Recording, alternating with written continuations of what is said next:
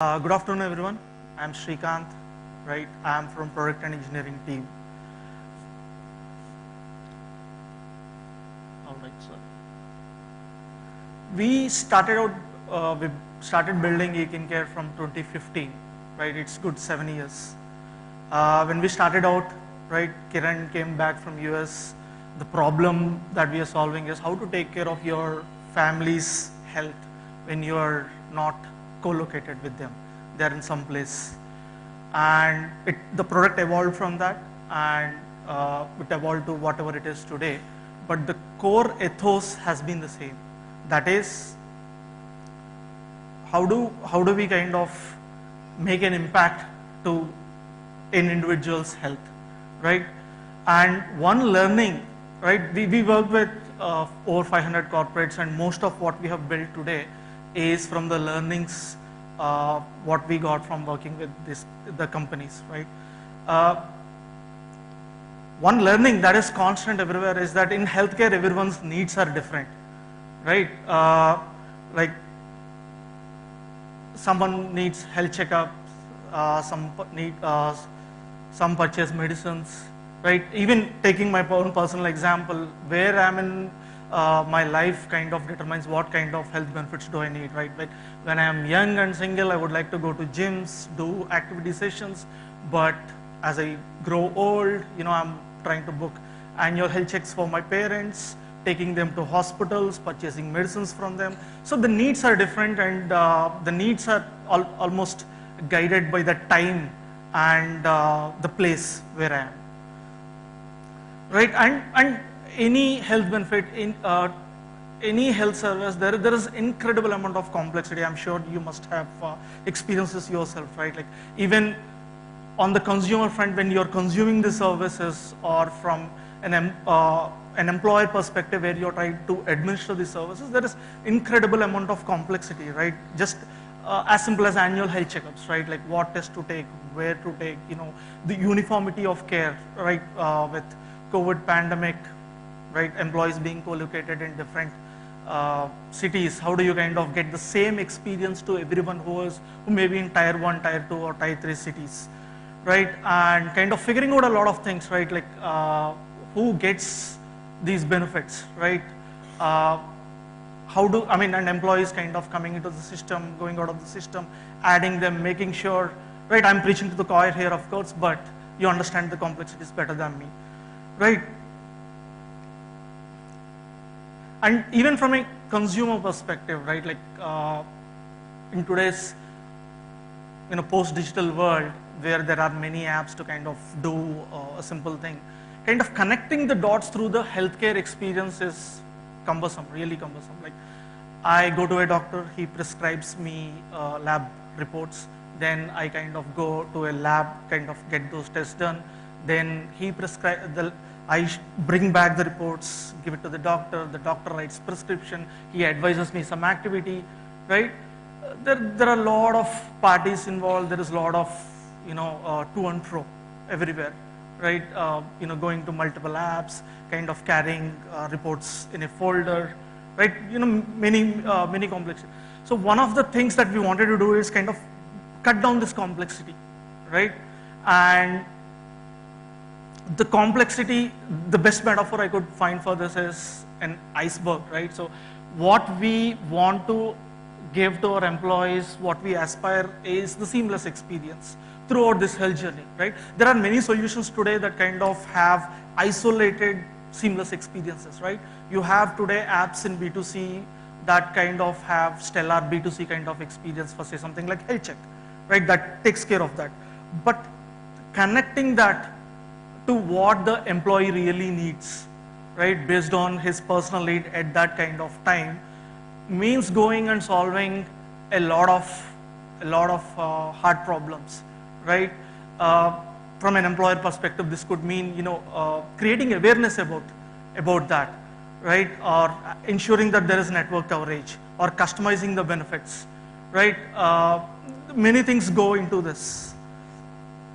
So what we do, I'm a tech guy, right? So the last session with the gentleman from Stan Plus, he made a very interesting point that in future machines talk to machines, right, to kind of automate some stuff.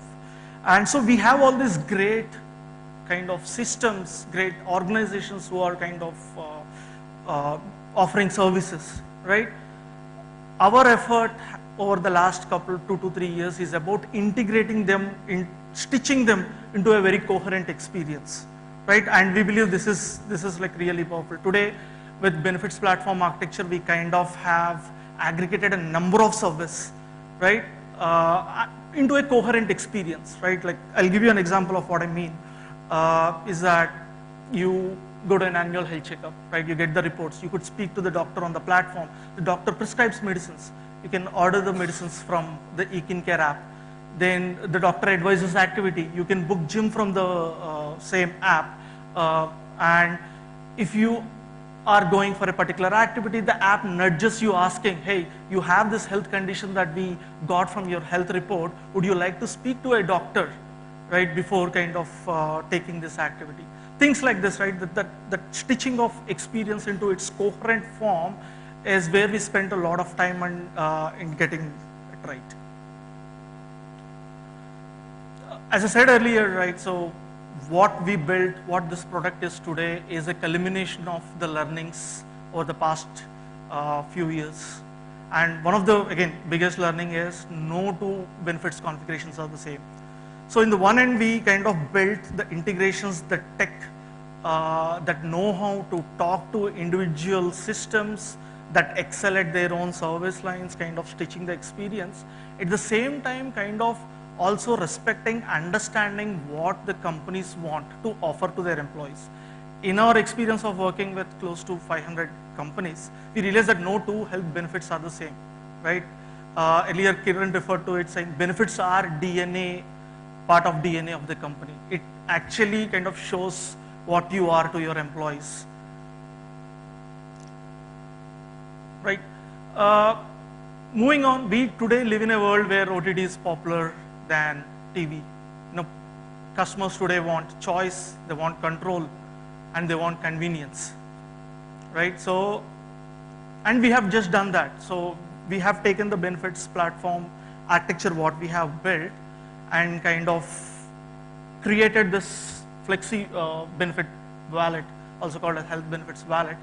So here in this case, the control is given to the employee. The employer kind of sets sublimits on different kind of benefits, and employees have full control, right? So you don't lose that coherent experience across the service benefits, and the company is free to set the configuration, offer the benefits, it makes sense. And we are working with an extensive list of benefit partners to kind of forever augment. One more learning for us is that I think the healthcare ecosystem is vast, right? Like we kind of today talk about health checks, doctor consultations, but there is so much more to do. And there is no one single company that can cover the entire spectrum of healthcare. So our strategy, our play is to kind of invest in the tech to connect with these systems to kind of create something which is better than sum of all its parts. Right, and as I was referring to earlier, right, it comes from the roots of how we began. We really don't want to kind of limit ourselves as a health benefits company, because for us, health benefits is a means to an end. The end being improving, making an impact in someone's health, right? So that remained with us. So benefits is great.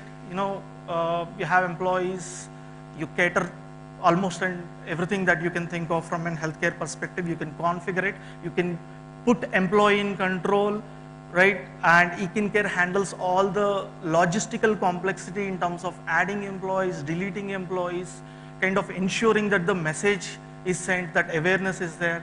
But why stop at that, right? Like what we can do more, right? Earlier Dr. Lavanya was referring to lifestyle diseases pandemic, right? So today in India we're dealing with, you know, diabetes, hypertension, heart diseases, and we're doing basic stuff wrong today, right? Like for example, people are not walking enough, not sleeping enough, right? With almost like always on kind of work culture, they are stressed, right? And we are addicted to phones, social media, unhealthy eating habits, whatnot,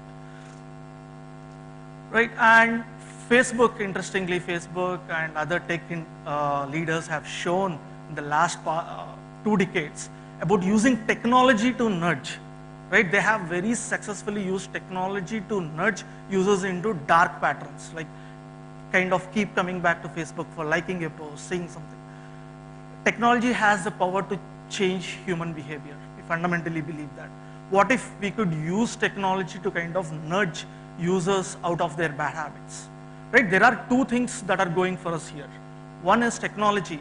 Second thing is you need community, right? Like a community of like-minded individuals working towards a goal. And an organization is just exactly that.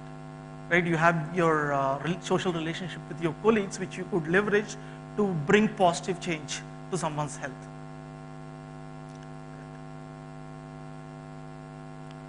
So gamification is the step one, almost like a step zero, right? So everyone does it, right? I think at a fundamental level, humans connect with games, right? You like to play games, so that's why gamification works so well. So already in the product, we have gamification, which is about rewarding people for taking care of their health. Today you get points for walking, right? Today you get points for taking an annual health checkup, completing a doctor consultation, right? Any number of activities. And then you can convert those points to money, and the money you can use it to avail all the health benefits, the entire healthcare ecosystem out there. But again, we can do better than this, right? So gamification is mostly about extrinsic motivation, right? Extrinsic motivation, someone giving you points to do something, and the moment that reward goes away, the motivation kind of quickly tapers too. Intrinsic motivation is always better than extrinsic motivation, right? Again, we have being part of the community. The organization is a very good place where you could bring in the community angle to kind of help your employees together move to a healthier place, right? So this represents some of the stuff that we are working that we will roll out in the next 2-3 quarters. It's more about encouraging employees as a community to form healthy habits, like walking more, right? Sleeping better, right? Using each other as kind of support systems to kind of stabilize the healthy habits once they kind of change. And you could also bring in the charity angle. Today, people donate, right? What if you could do a walkathon? Or what if you're forming a habit and that's not because you get a point, but it's for charity. It's for a good cause, right? This kind of behavior is sustainable. The intrinsic motivation is sustainable to extrinsic motivation. And we're working on a number of things to kind of really change the employees' health for the better, health habits for the better. Right? This, and earlier we talked about measurability to wellness programs, right? Like all this is tied, right? Like you talk about good experience, we are talking about integration, stitching that health experience across multiple services. All this is tied by one thing together, right? Data, right? Like without data, there is no measurability. Measurability starts with data, right? And that data is siloed, right? Like when I look at this slide, I kind of think about the elephant and blind man fable, that your health data is not siloed. Like today, health care partners like diagnostic centers, they have a siloed view of a person's health data, right? They know my lab reports, but my health is represented by various multi-dimensional parameters. How I walk, my activity data, right? That comes from your wearables, right? My family history, right? My risk factors, HRA that I have taken, questionnaires that I might have answered. And then there is the activities that I'm doing. How frequently do I go to gyms? Or lab reports, doctor consultations, right? And last but not least, integrations. Integrations is, in the previous slide, I have shown that the entire health ecosystem, right? Every element in that ecosystem has valuable data about an individual, right? Like be it be EAP, health coach, anything and everything. So one of the things that we also kind of try to do is get this data back, right? This is an important differentiator, right? Because we believe in aggregating this data together, and all this data stitched together will finally, we can finally see the elephant rather than individually seeing trunks or legs or something, right? And this basically powers everything, right? Like for nudges to be successful, for healthy habits to stick, you really have to understand the individual and kind of really figure out what to send, when to send it, and how to send it. And having more data, the comprehensive 360-degree view of an individual always is going to make it better rather than a very siloed view that you get, right?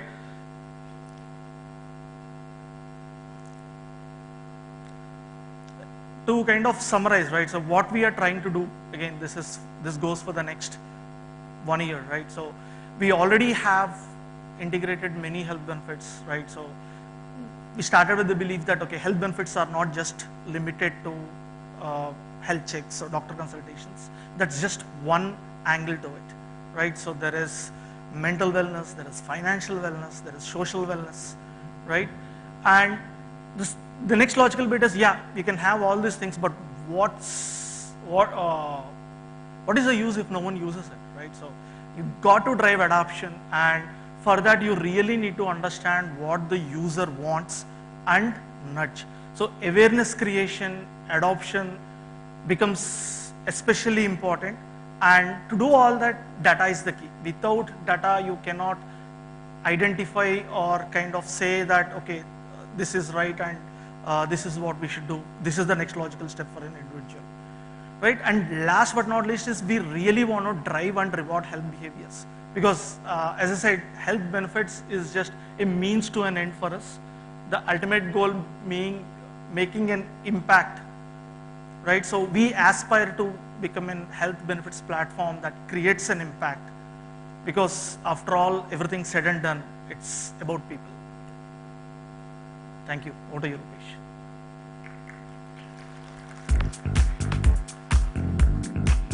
Questions for Srikanth?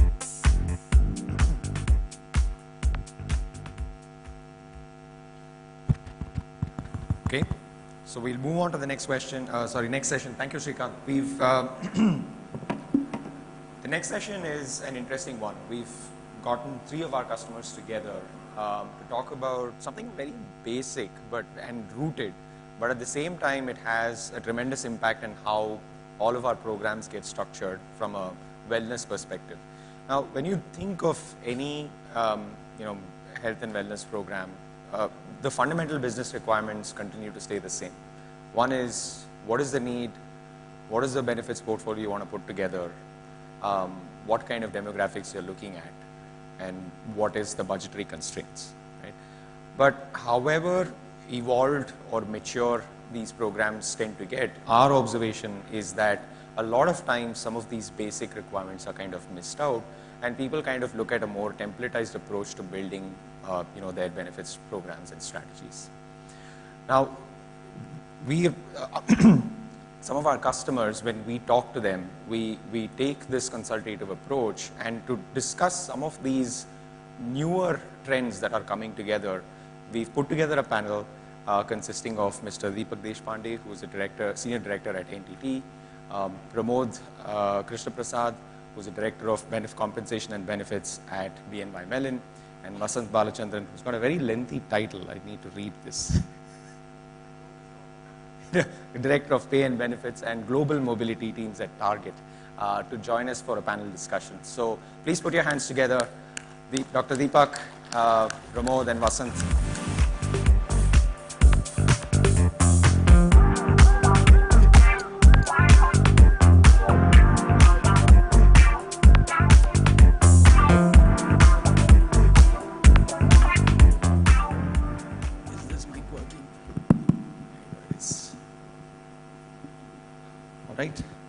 Let's get to it. I just heard the thunder and rumbling in the background, and I was looking at Pramod here, who's driven all the way from Pune, and he's like, we need to rush. But let's take a cue from that, and maybe we'll go to everyone in the room. Look, we've spoke about these basic requirements, but those are kind of like the rule book, right? That we all followed this rule book pre-pandemic, and we said, here are the 5 things that are must-have. Maybe we don't need this, maybe we don't need that. We took all those calls, but COVID kind of threw that rule book out of the window, and we all said, you know what, now we need to rethink, we need to rejig. And then post-COVID, now we're in a situation where are we kind of going back to what we used to do, right? So the question for each one of you here, and we'll probably go in order, what are the new building blocks to build those healthcare strategies that are all encompassing from a health and wellness perspective? Right. First, congratulations to ekincare team in terms of how you've been pivoting and how you've been partnering with us over a period of time of different contexts as well. For the benefit of the audience, just a quick brief about who I represent is Bank of New York Mellon, one of the oldest banks in the world. We're probably the first to be listed in New York Stock Exchange as well. And 1/3 of the world's financial transactions is what we support to all the banks in the world today. It's a very elite institution where even our founder is on the US currency bill note as well. So now coming straight to the question of the building blocks, it's very important as to what I follow in the firm wherever I worked with is in a 3E model. When I say 3E model is basically an experience, number 1, engagement is number 2, and ecosystem is the number 3, right? These are the building blocks. So what is it that one incumbent has to experience your particular firm in terms of a benefit strategy, how the person and his family will engage with the particular benefit strategy, and what is the ecosystem that actually you facilitate for the particular employee and their families from your particular firm is another important thing. So this is the 3 important 3 E's that I've been following as a framework. It's not copyrighted, right? In terms of building blocks, there is actually a point in time context. There is no going back to pre-pandemic, as you say in today's context, BC, it's before COVID, as compared to the real chronology of timeline versus how exactly we're going to be progressing after pandemic. There is nothing like that. As of day before yesterday, I even saw the latest mutations evolving even more stronger, which nobody has paid attention to in terms of all the geopolitical crisis which is happening. But we as human resources professionals, custodians of our people have to pay attention to these particular details. So that's something that I want everybody to take away with in terms of the building blocks. Cannot be foundational or something. It has to be evolutionary in nature. It has to be mature. It has to mature itself. The way everything mutates, we also have to evolve in terms of a strategy and go forward as well. Thank you. What do you? Dr. Deepak, would you like to take a stab at that question as well?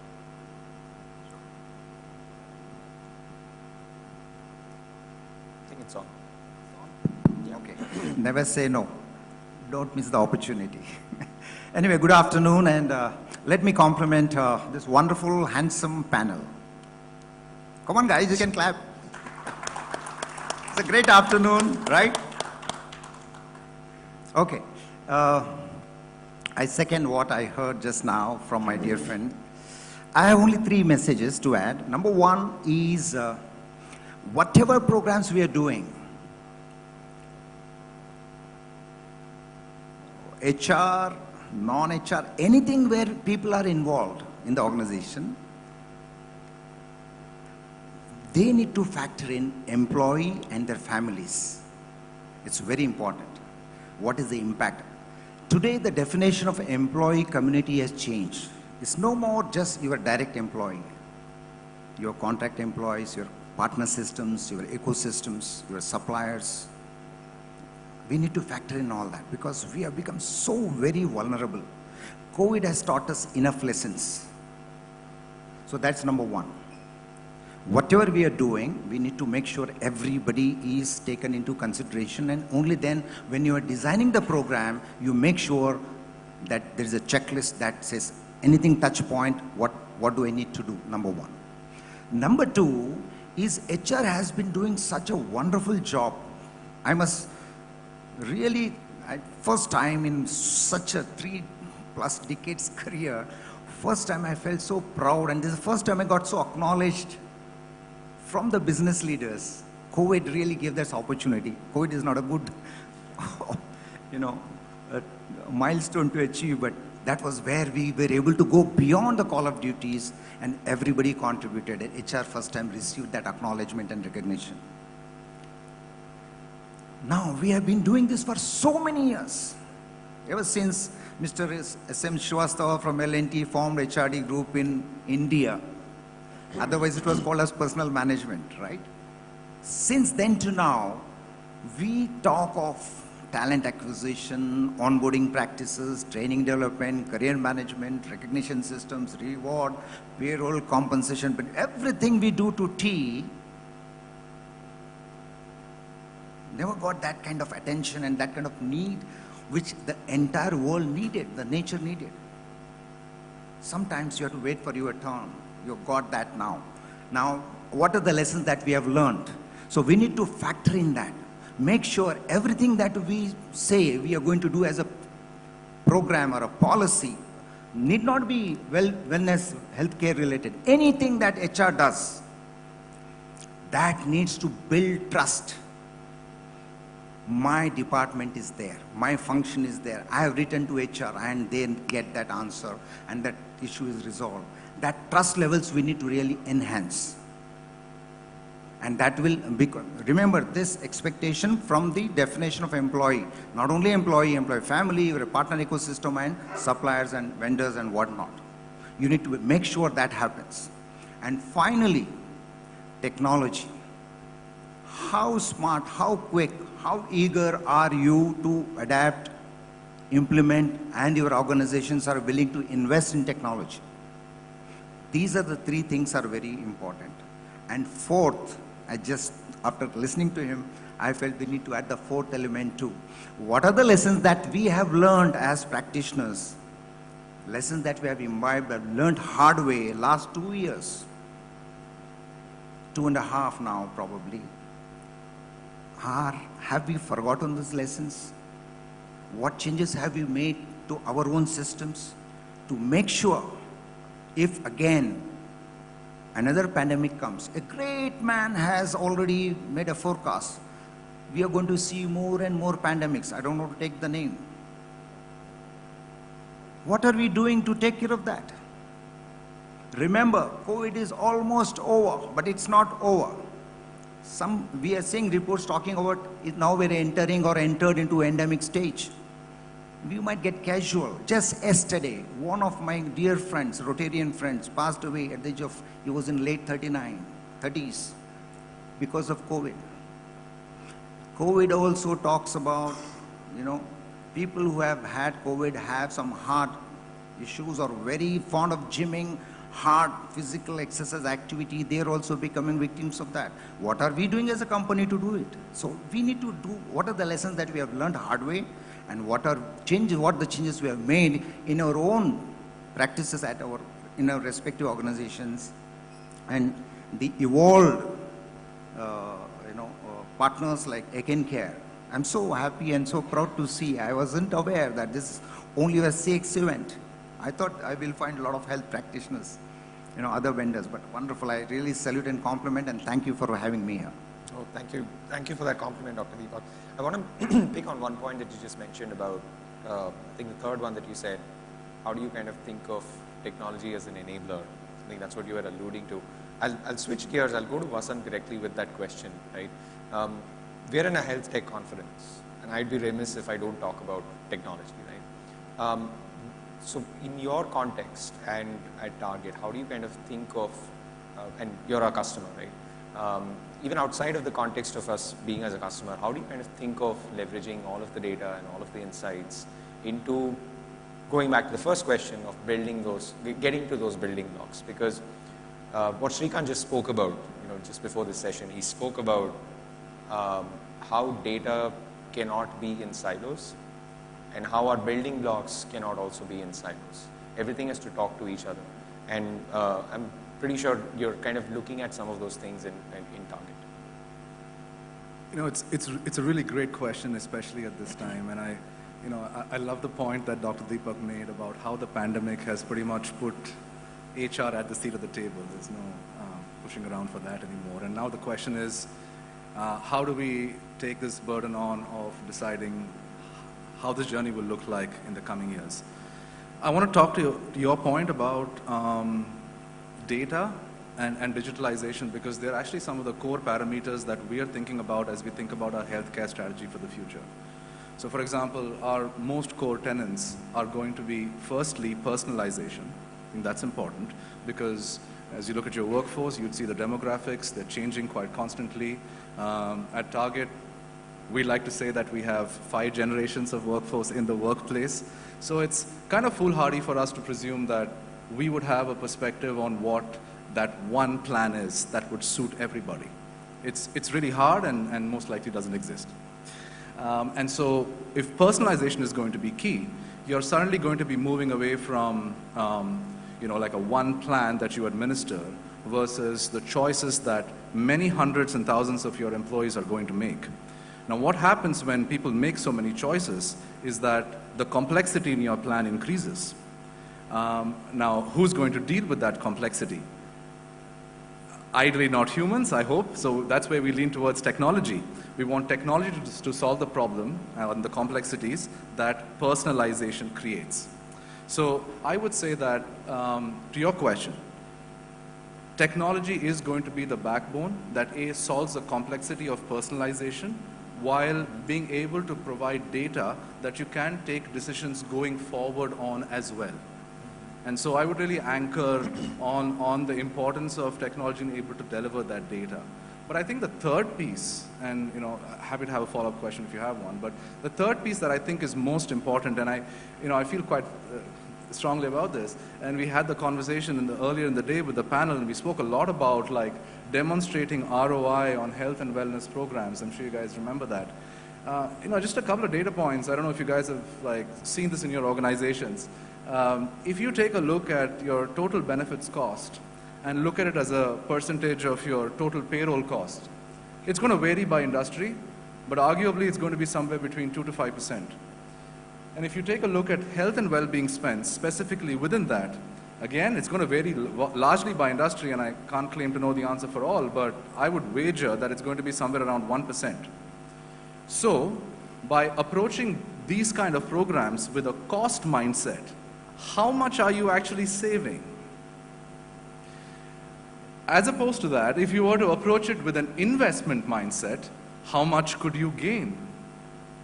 I think that's the mind shift that I think we need to make over time, is to say move away from ROI because we're done intellectualizing that. There are so many factors that lead to the bottom line that you can't possibly mathematically connect health and well-being spends to the company's bottom line. But instead of approaching it intellectually, maybe we could approach it intuitively.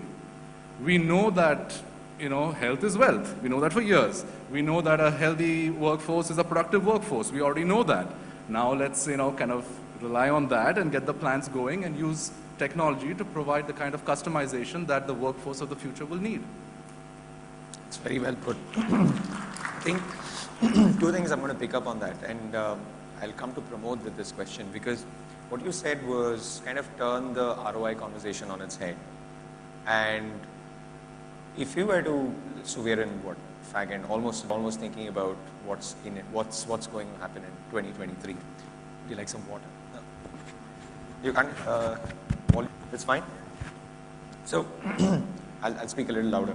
So, in the context of looking at ROI and then thinking about how do you want to think of the future? Because even in the earlier panel on the business case of wellness, if you guys are listening, there was a lot about insurance premiums going up, and we need to kind of play that balancing role as HR to figure out how much do I put in now versus how much do I kind of earmark and keep that as a kitty later because I know my costs are going to go up, etc., etc. How do you think of that in the context of future-proofing your healthcare policies or your programs? And what part of that is is, again, to Vasant's point, what part of that has an input from data and analytics? Is that something that BNY Mellon, and in your context, do you kind of look at that? Sure, thank you. I want to maintain a continuum over here with the panelists just for the benefit of the audience. So let me pivot from Vasant where he left out on ROI and tied with the word strategy, right? When you mix both, you arrive at an equation of a VOI, which is like value of investments. How much of value that you create out of the investments that you make in different platforms across experience, across engagement, across technology platforms, and how exactly you make that digital first as well.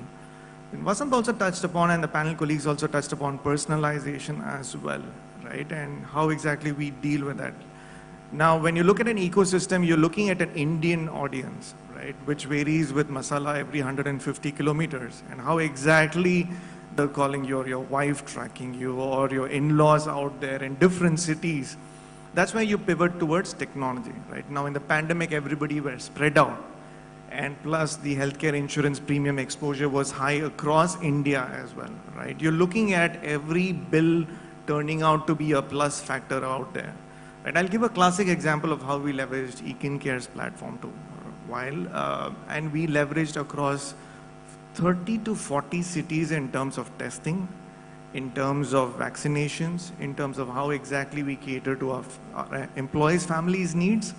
And the value that we arrived is their complete focus on the work to serve our customers. So they could be themselves fully present in their line of duty for the bank, for our clients, and the rest was taken care through technology, right? So it's the value that you derive, and it's a derivative, right? I'm a hardcore banker coming from there. It's a derivative of the value that you get from the investments that you've made across all of this. So please don't look at this from a year-on-year factoring into your P&L and say how my run rate is trending. Please give it some thought in terms of how you've been preventing a certain aspect as a result of how your inflationary bill comes down. That's the equation. In fact, you just underscored the title of the panel discussion, which is, it's not about a year-on-year, it's about long-term employee success, right? And I'll come to Dr. Deepak now, because you spoke about, in fact, when we were just speaking offline, you said, let's have some, pointed questions, right? And here is one, we've discussed this as well. I think maybe now is when you could talk about some of those programs that you implemented as part of your benefits portfolio that actually created the kind of impact for long-term employee success. Because here we are talking about ROI and figuring out how it's never going to be a one-size-fits-all. But at the same time, you're also executing on things which are clearly showing you impact and how you want to double down on that. Do you want to take that up? I have no choice anyway. You cornered me. I didn't know that a lounge talk can lead to such a problem anyway. That's great. I'm happy to answer that. I think coming from a great organization like NTT, I think we had the privilege and the resources and the, support and mandate to do everything that was at our command to support employees. That meant, I just want to quickly walk you through, friends, to the last 2 years, March 2020, our first focus when the lockdown was announced, focus was about how do people work. They have to work from home. For next 7 to 10 days, we're all focused on providing laptop, network, blah, blah, blah, everything, right? And then again, the lockdown got extended. Then we said, oh my goodness, what do I do? I'm running out of my groceries. How do I get my, we're not supposed to go out. A lot of hard things came. So your focus was, purely on individually I'm talking about. Organizations where people were supposed to work from offices, they were working, but rest of the people working from home. So this focus kept on shifting. After the groceries part came, somebody passed away, people are getting admitted into hospitals, then you are realizing the hit fatality of COVID, and you are scared. You went through all those phases, right? Each phase, organization like NTT has, many organizations, not only necessarily our own company, many companies actually has really catered to that need. come the COVID second, December of January, we thought world is coming to normalcy. As then the second wave hit us in February. Then we started thinking about concentrators.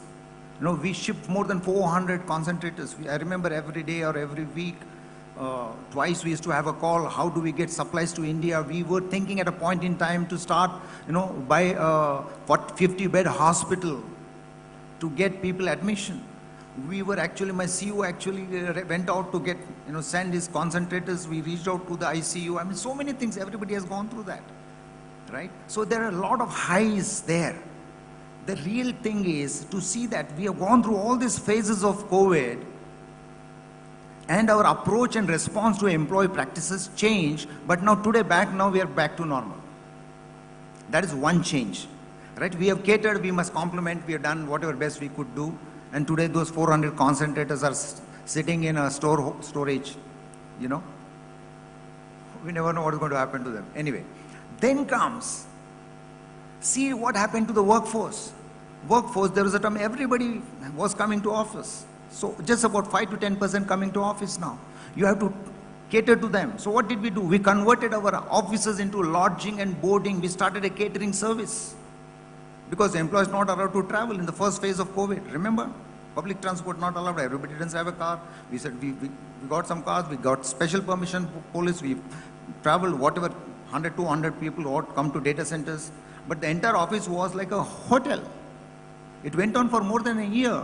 And they're so fed up. Families are so fed up. They say, what are we doing special? Why it is not being recognized? Everybody's sitting at home. Why we being targeted? We must do some R&R for them. Wo bhi ho gaya. You know what I mean? Wellness does not start just here. At each phase, every HR, every company has come with what worked for them. Right? So it is not कि भाई ये किया हमने ये हुआ, वो किया वो चला गया, कुछ और नया आया. You know, that's what has happened. And today we are in a different phase now. People are refusing to come to office. 40% of the people working from, you know, home. So are you going to invest the same investment in the whole world has changed. The logistics, the urban planning has to change, the transportation logistics, the lease rentals.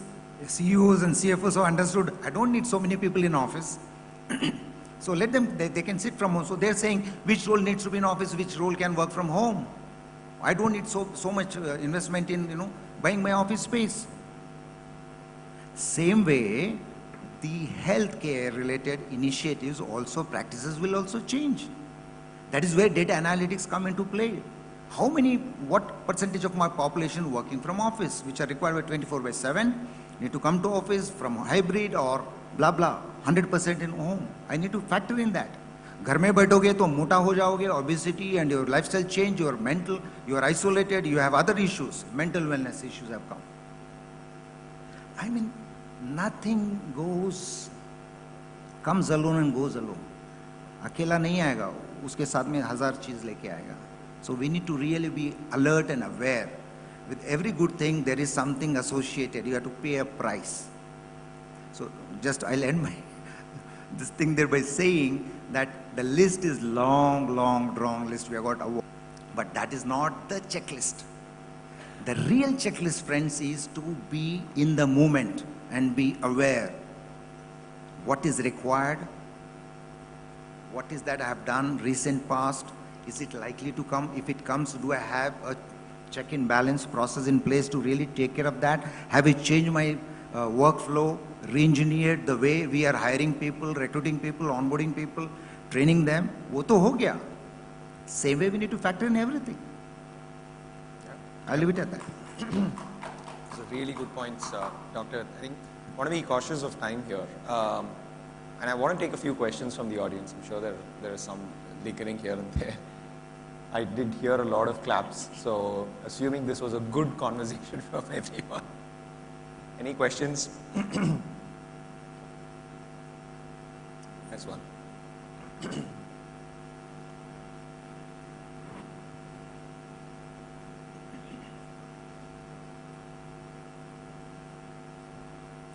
Hi, nice to meet you everyone. You can answer any one of you since you're already associated with the ekincare. So I wanted to ask you, how is it different than going for the general options that usually company goes for health insurance or term life insurance. So any feedback that you have got from your employees that this was a great step that you took for them or anything like that, so that it will be easy for at least me to understand whether my company should also go for it. It's a that's a live reference check. The fact If that you don't mind, can you please repeat the question? If you don't mind. I want to know, since you're already associated with the ekincare, you have introduced this into your organization. So was there any feedback from the employees that this was a great step? Because generally, I have worked with like 3 or 4 companies. Yeah, I mean, their module is a little bit different. direct Now it's my turn to answer that. Okay. Yeah, anyone can answer to me my question, no problem. So I'm going to be honest and fair to you too. As you start to set up these services, the first benefits I think you will experience is within your own team. Firstly, we don't need to have multiple contracts for all of these services. It's a one-stop shop. All of this is aggregated. You only have to deal with one point of contact. I think that's the first benefit that your team itself will see. The second benefit, I think, to your question, from the employee standpoint, is going to be like, what do people need as far as like health and well-being services are concerned? They want accessibility, they want information, and they want it here and now. That's about it. And so when you have a digital solution, you're able to do that through multiple platforms, be it your laptop, be it your mobile. Accessibility is taken care of, and the whole plethora of services. And this is the last point, which is, I'm sure you're challenged with awareness when it comes to employee benefits. Exactly. And one of the reasons why awareness is such a challenge is because you have a variety of services subscribed by different vendors and all information hosted in different places. Going with a solution like ekincare solves all of that, brings accessibility in one place, awareness in one place, and usability in one place. So feedback over time, as people experience this, will be positive. Thank you. Allow me to say something here. absolutely. Our experience with ekincare, ekincare came to us like a rainbow when we were going through a lot of stress. And there were other partners too, but then eventually we signed up with them. I personally went to one of their clinics, and I would say it was a great experience. But having said that, my suggestion to ekincare and players like that is they need to be very strict about onboarding the partners they are hiring as clinics. They're very, very important. They need to be like very strict with the ABCDs of hygiene, health, cleanliness, and whatever you call it, number one. And their automation within their premises, if they have. It's not just about, putting a shop, and that's second part. Third is, ekincare also is, they're also evolving. They're adding more services for us. But let us not forget, we have a business to run. We means we are working for organizations where we have to run our businesses. We have to support our businesses. ekincare, people like that are partners. They are one of the important modules or segments of our lives, employee life cycle and their happiness, but they are not everything. I need to take care of everything, whether from TA to onboarding to whatever I said. This is one important piece. How are you leveraging them and their services? What inputs are you giving them? Do you have the insight what employee needs at each phase? What is his expectations? Are you relaying that message to partners like them or somebody else? Do you have an EAP dedicated? You need to really look into that. It's great to have people like ekincare or people like that. But they are not your representatives. We can't pass on the buck to them. We have to own. This is our responsibility. So let's not forget that. The core responsibility of employee care lies with us. It does not rest with the healthcare alone. It should be a holistic, whether spiritual, mental, financial, career aspirations, you name it. Most above all, culture building. Agar wo nahi hai, no ekincare, no DD care, no HR care will work. So please, let us get our act. Your culture, you need to work on your culture. If you have a toxic environment, then ekincare will prosper, they will get more rich, they will open more centers. You want that? That's a question you have to ask. You guys remember the previous session that Dr. Noel did? 3 HR heads walked into a bar.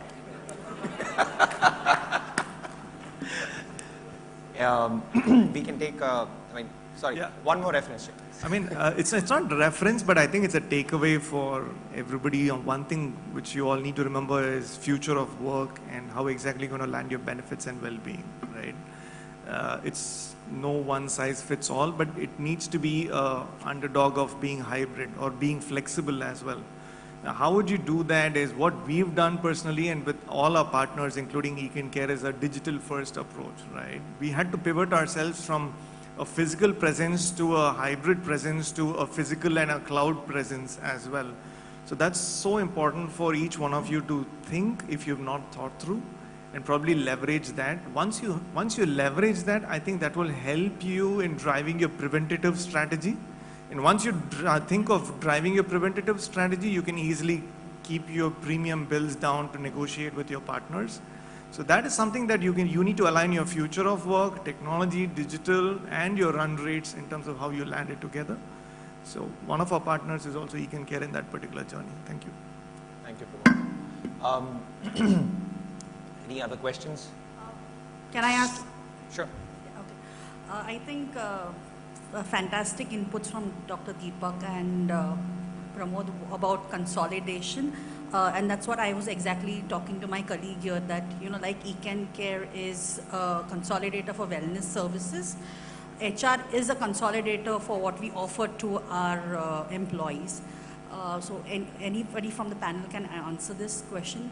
What are the 3 other things that you would want along with wellness to be consolidated as a future-ready organization wellness for employees?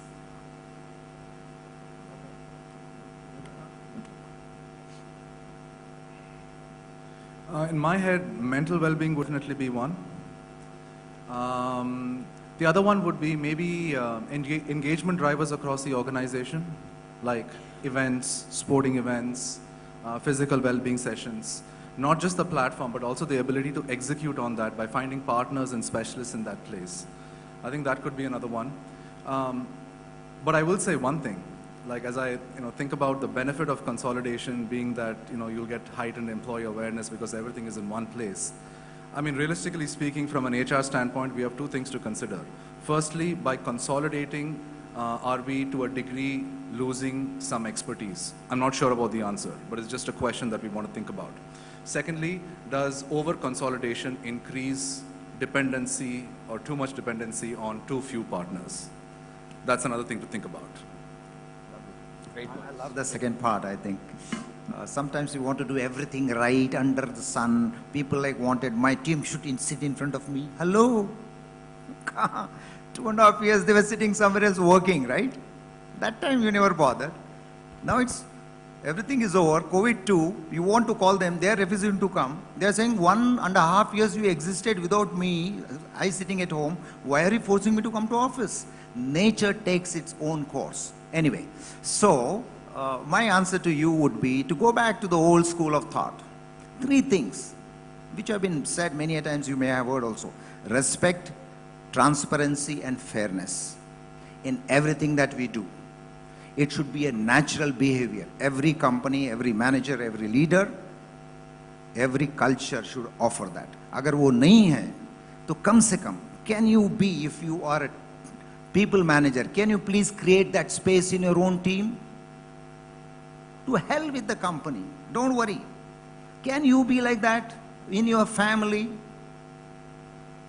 Can you, if you are an individual contributor, can you be that with your fellow colleagues? If each of us can imbibe that spirit, we don't need anything. HR Scalable, sustainable, right? That's very, very important as a takeaway for each one of you to have it in your particular households and in terms of your families and in terms of your corporates as well. The moment, if it's not scalable, it's not sustainable, and your well-being programs value just dips, and then you will be questioned on your run rate. So please take this and then design your programs, then design your strategy as well. That's something that I've even shared with Kiran, that we need to keep a cadence in place to have it sustainable and scalable further too. Thank you. So, just a little cautious of time on this one, folks. I'd like to thank this esteemed panel. Great set of insights and things coming just, a lot of the things that we discussed weren't even part of the conversation. It just was flowing in its own direction. But thank you so much. Really appreciate your time. I spoke about, this morning, some of you weren't there, that it's a wonderful day in Mumbai. It was nice and sunny, and now it's rumbling outside. So thank you for taking the time out. Really appreciate it. Thanks, everyone. Thank you.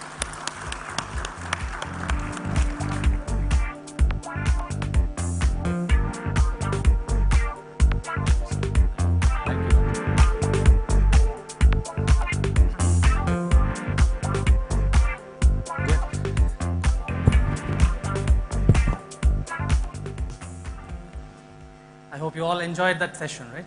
Lovely session. Thank you so much, Pramod, Dr. Deepak, Vasant, for sharing all the insights and helping us building the trust across everybody else in the room today, right? Let me put some context to the next session that we are going to have today. And Deepali, I guess this session will probably help you in building more trust on ekincare. So at the heart of everything that we do for our clients, right, is our service network.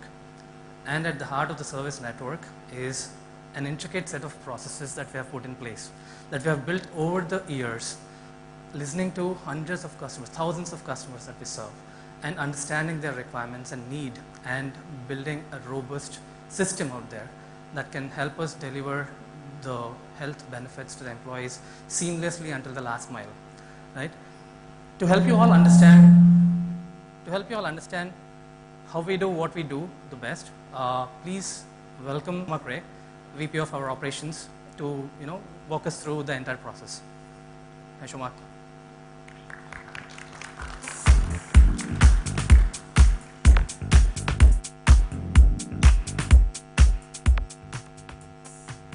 Hello. Am I audible? Yeah.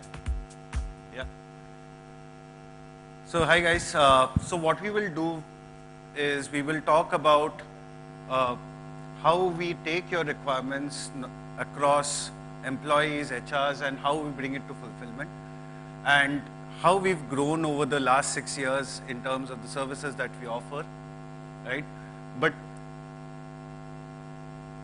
before we get there, right, ekincare is a managed marketplace. So what is a managed marketplace, right? You have standard marketplaces where you just merge buyers and sellers. That, for example, an eBay or a Make My Trip. However, what does ekincare do differently is it manages the experience, it curates the experience, the service quality, the price, and thereby it becomes a managed marketplace, right? Now, what is it that we specifically do as part of being the managed marketplace? First of all, we identify what is the value that we are bringing in terms of the employee care, right? By listening to our customers, by listening to employees, we first understand what is it that we want to offer to the employees, which is going to be top of the notch as a service or as a benefit to the employees. Then post that, we look at partner identification, price, operational expectations, processes, service delivery. All of that spectrum is covered before we enable anything on the application, because we know that one negative experience can hamper your employee relationship, right? And that's where we take all of these steps in terms of identifying where controls need to be put in, what kind of governance, as Prab said, Prab from Stanplus said, right? We have very, very stringent SLAs. We negotiate hard on your behalf to be able to bring you the best in class service, right? Now what we'll do is we'll go back 6 years in terms of when we started off in the B2B space, right? So here's the timeline. Now what we'll do is we'll quickly go back to what were the problem statements we were solving at this time, right? 2016, the entire market was disjointed. There was no unified space for a diagnostics or health check area. There were no analytics. That's when we first launched the ekincare B2B application, right? January 2017 is when we launched DataSense, the analytics dashboard, and all the detailed medical analysis and that you see on the application today, right? Now, 2017, somebody came to us and said, hey, you're only present in 20 cities, but my sales force is there across 70 odd cities. That's when we started our network expansion in terms of bringing it from a requirement to a fulfillment. 2017, October, somebody said, okay, here's what we do. This is the health check you're doing, very good. Now, there's more than health checks. We need doctors to be available for our employees 24/7. That's when we launched India's first ever family doctor. December 2017, we've done this. We now have doctors, but how do I improve the health of my employees? We launched the care management protocols led by Dr. Lavanya, where we are able to manage chronic people and help them improve their health, right? 2018, we need to engage our employees for the events that we do for your Zumba, yoga, etc. That's when we launched on-site engagements and the ability to conduct all of these activities. Now, 2018, again, you're doing health checks for us. Is there a better way you can help us with pre-employment? My employees, I don't know where I'm hiring them from. I need a doctor validation before sign-off. We brought in pre-employment module into the data sense and automated it so that the HR themselves don't have to reach out to anybody saying, can you get this appointment done here, right? Everything is built into the data sense. Not just that, health checks is done, family doctor is done. What else do we need? We need pharmacy, right? So that's one of the key requirements that we got. So over all of these timelines, right, we've seen different stages and different requirements coming up in terms of fulfillment. And we've taken each of these head on in terms and delivery.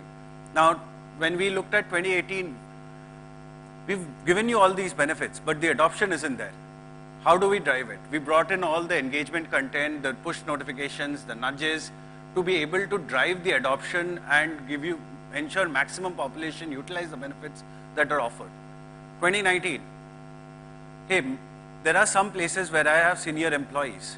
Can you help us ensure a better concierge experience? We brought in city captains to ensure that we are able to drive the benefit end to end.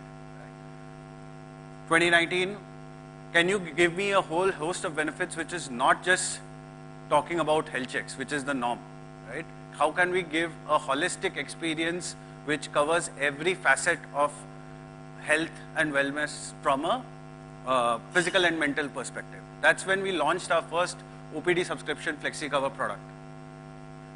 2019, we added gyms because people wanted to get healthier. 2020, March, April, COVID struck. There was a massive change in terms of requirement. Everybody went to work from home. We needed to spread, we needed to move fast, we needed to be agile, we needed RT-PCR testing. We were one of the first organizations to be able to provide RT-PCR testing on a cashless basis across India, right? 2020, okay, there are factories, there are locations where I need more presence of doctors on ground to be able to help with any risk of COVID or any condition that is coming. We launched occupational health centers. 2021, we launched COVID vaccines. This was a need of the hour for all the fraternity, right? Now, all of these that we've launched, all of the services that we've brought in has come in from feedback from the fraternity, from the employees, and with detailed analysis of what we are bringing in, right? Now, why I wanted to highlight this timeline was to showcase that we are constantly listening to the feedback from the HR team and thereby be able to expand on what we are delivering to you, right? And that is the core of what we do, right? We constantly hear feedback and we bring in the right value prop for the right service line with the right partner at the right price point. Now, that is one side of the spectrum. The other side of the spectrum there are certain problem statements that came up over time, right? As Dr. Deepak, I believe you rightly mentioned, right? Facilities and hygiene are critical for all of us, right? Now, we've done multiple steps in terms of process or product to be able to give you the right quality from our service partner perspective, right? All our partners get audited on a quarterly basis. Every new partner we are bringing in have a validation process. We do detailed market surveys for each and every partner, as Prabh mentioned from Stan Plus 10. We evaluated 5 different partners who provide ambulance support, but we chose the one with quality. It might be slightly pricier, but the experience matter over price, right? And let's say there is a bad experience for anybody, right? We do not shy away from blacklisting that partner because service quality is of paramount importance. Now let's look at another problem statement, right? We need minimum concerns. I mean, if you're running a program, you're doing it to care for your employees, not to hear about escalations.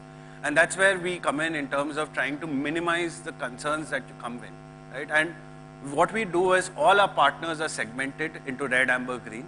We look at each and every review parameter that is there, from report tag to confirmation tag to the number of escalations that have come in. We go back, have detailed governance and escalation management calls with them, and over time we improve their metrics across all these parameters. Not just that, we also have API integrations, and what we've also built in, right, recently is that we've created a locus team. Locus team is like an SOS team of sorts, which mitigates experiences on ground in a flash and solves that problem as soon as possible. And these guys are there at 7 a.m. every day to night 9 p.m. just to mitigate any concern that might come over the day, right? Because you may have a health checkup at 7 a.m. or 8 a.m. and you may have a gym session at 9 p.m. So across the entirety of service, these guys are empowered to ensure the maximum, all the concerns that are raised are resolved at the soonest. Now the next critical piece, right? Senior management is obviously critical because one bad experience can question the entirety of the program. Right? So what we do is we tag all the senior management folks as VIPs in the CRM, right? And we have a dedicated concierge which we are using to monitor the end-to-end experience of all the senior management folks. And we have the city captains on ground, as we spoke about, right? To ensure that that person's experience is top-notch, right? For example, and this is as early as yesterday, there was a appointment at Colaba. My city captain traveled from Meera Road to Colaba to ensure that the experience was rock solid, right? And that's the kind of on-ground support that we want to deliver to all the VIPs and the senior management folks. Now, what we also realized over time is what is leading to these negative experiences. There are certain tests where there is a lot of complexity or uncertainty involved. And that's where we've built in technology to help us manage this, right? Tomorrow, if an NM Medical says, my ultrasound doctor is not available for the next 3 days, you will not see those slots on the application for the next 3 days, only if ultrasound is not there in the package. But if you have any other test in the package, those slots will become visible. What else have we brought in is a load balancing system. So if we know the capacity and the threshold of each of our partners, and what we do is we are able to balance the load across these partners, keeping in mind the customer experience, right? To ensure that the employees who are going through us get the best experience on ground. And I believe this may be the last or the second last problem statement I talk about. With work from home, we don't know where they are, right? They can be in Varanasi, they can be in Chittorgarh, they can be in Kalaikundla, we don't know, right? So what we do is we constantly take feedback on the application from employees if they are not able to find a partner to service them. And we go back, we look at the data, we look at the trends. Even if there are 3 people in that location, we put in the 100% effort to try and bring in a partner. Now there are some places where the test list itself can't be done. Those we can't help, but wherever it can be done, we bring in a partner at the soonest possible. And that's where we've been able to spread over now 200 cities roughly in terms of diagnostics, dental, and multiple other services. And that's the technology we built in to be able to capture that information with the PIN code and thereby go back with accurate information to the end user saying, hey, now we brought this on board. when do you want to go for the service that you were looking for, right? Sorry, there was one more.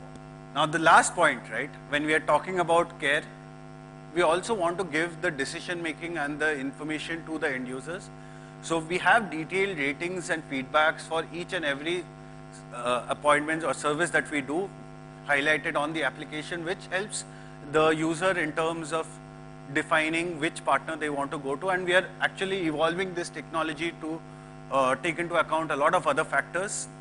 But all the ratings that you see on the application today are all ratings given by employees who have gone to these centers. There is no crowdsourcing outside of ekincare. It is a closed platform, and all the ratings are only from employees of reputed corporates like yours. Now, by doing all of this, this is what we've created as part of the service spectrum. This is the largest cashless provider network across different service lines that we have. This is roughly around 19 service lines that we've incorporated. And what we've done is we've gone to the depth of each and every service line, of course, leveraging the strengths and the expertise of the partners that we bring on board in order to provide the best-in-class experience across all of these to the HR and the employees, right? And this ranges from everything from surgeries to specialist consults to ambulance or emergency services to medicine, health screenings, everything that we've been able to think of. And we are also grateful to our partners who've been here with us on this journey to help us get there. Now, what do we do when we enable a new service line, right? First of all, we identify the need and the value prop. Now, there is a need or there is a requirement that typically comes in saying, can you do X, right? Can you do a football event, for example, or a futsal event, right? What we try to understand is what is the value prop that the employee or employer is looking for. We go back, do analysis in terms of can this requirement come from multiple places, or how will we execute this, what is the best in class. Then we identify, basis the analysis, we try to go and identify who is the right partner to service this, right? And we look at different solutions. So if I take an example of, let's say, just a sporting event that we have to conduct, right?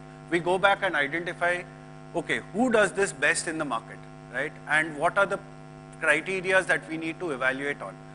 Basis that, we finalize the partner and we create a go-to-market strategy around it, not just for the corporate that has asked us for it, but to also make you aware of what all we have brought to the table new, right? Now the second and the last important piece is, for the phase one, it is always a minimal viable product that we create, right? Which means that we want to give the right experience, but we don't want to create something that will take ages for us to deliver. So we create a minimal viable product, which is the version 1 of any service line. Then once we hit a certain number of people who are starting to use it or who have effectively utilized it, we iterate. Now, every service line that you've seen on the application or on the previous slide, we go back and iterate on each of these service lines to bring a more rock solid experience over time, right? And that's what we are talking about in terms of the fulfillment. A version 1 is never a product is never final, right? Or a service, every place we keep innovating constantly to bring in the better solution to all of this. Now, what is there in our roadmap is financing and planning, fertility treatments, genetic study, elder care, home care support, crowdfunding. And basically what we are trying to do is, we've done physical health, we've already done mental well-being. Next step for us is financial and spiritual well-being and covering the reactive side of responses, thereby giving a full holistic solution to you, along with the social gamification that Shrikant spoke about, right, which also takes care of the aspect of social wellness. Thereby, as Arpit was telling me yesterday, right, Pancha Tattva, right? We are covering everything under the Pancha Tattva, thereby giving you a holistic solution for your employees. And what we would like to hear from you, maybe now, maybe later, is more feedback on what we can incorporate or what we can do better, so that we can give the right kind of service to your employees, right?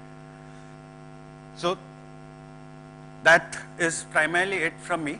Any questions that you have on anything around the servicing or how we are doing it, happy to answer.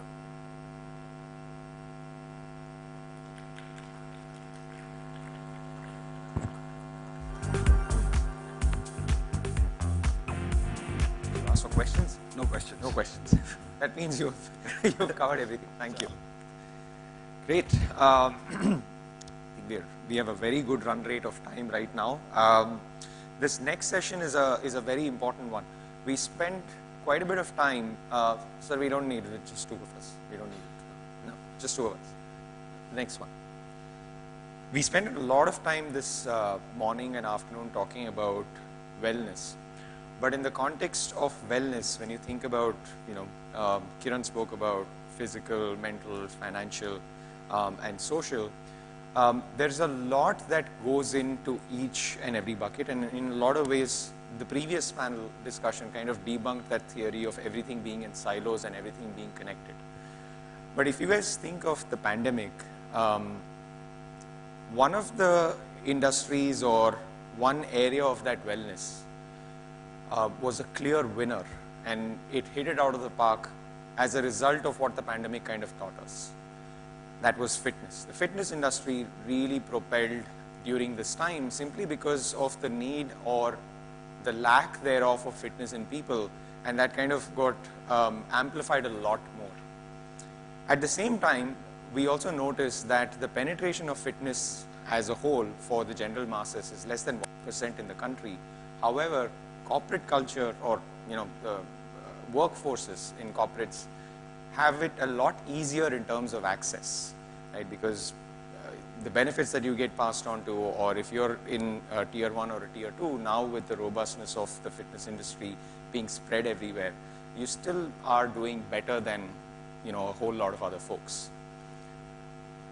Who I'm going to bring on board is Jayam Vora for a conversation. He's a co-founder at Fiternity, which recently got acquired by CureFit.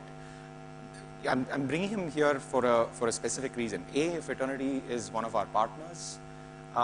They have built one of the largest connected fitness ecosystems in the country. That's literally an 800-pound gorilla that they've built. There is a whole lot of goodness happening in the B2B space with respect to fitness. And there's a whole lot of interconnected things that Jayam and his team at Fiternity are empowering. And as a key partner with ekincare, there's a whole lot of things to discuss. So Jayam, please welcome to Pulse.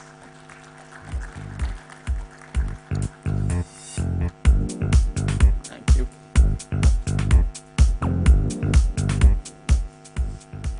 Right, so Jayam, it's a very important question.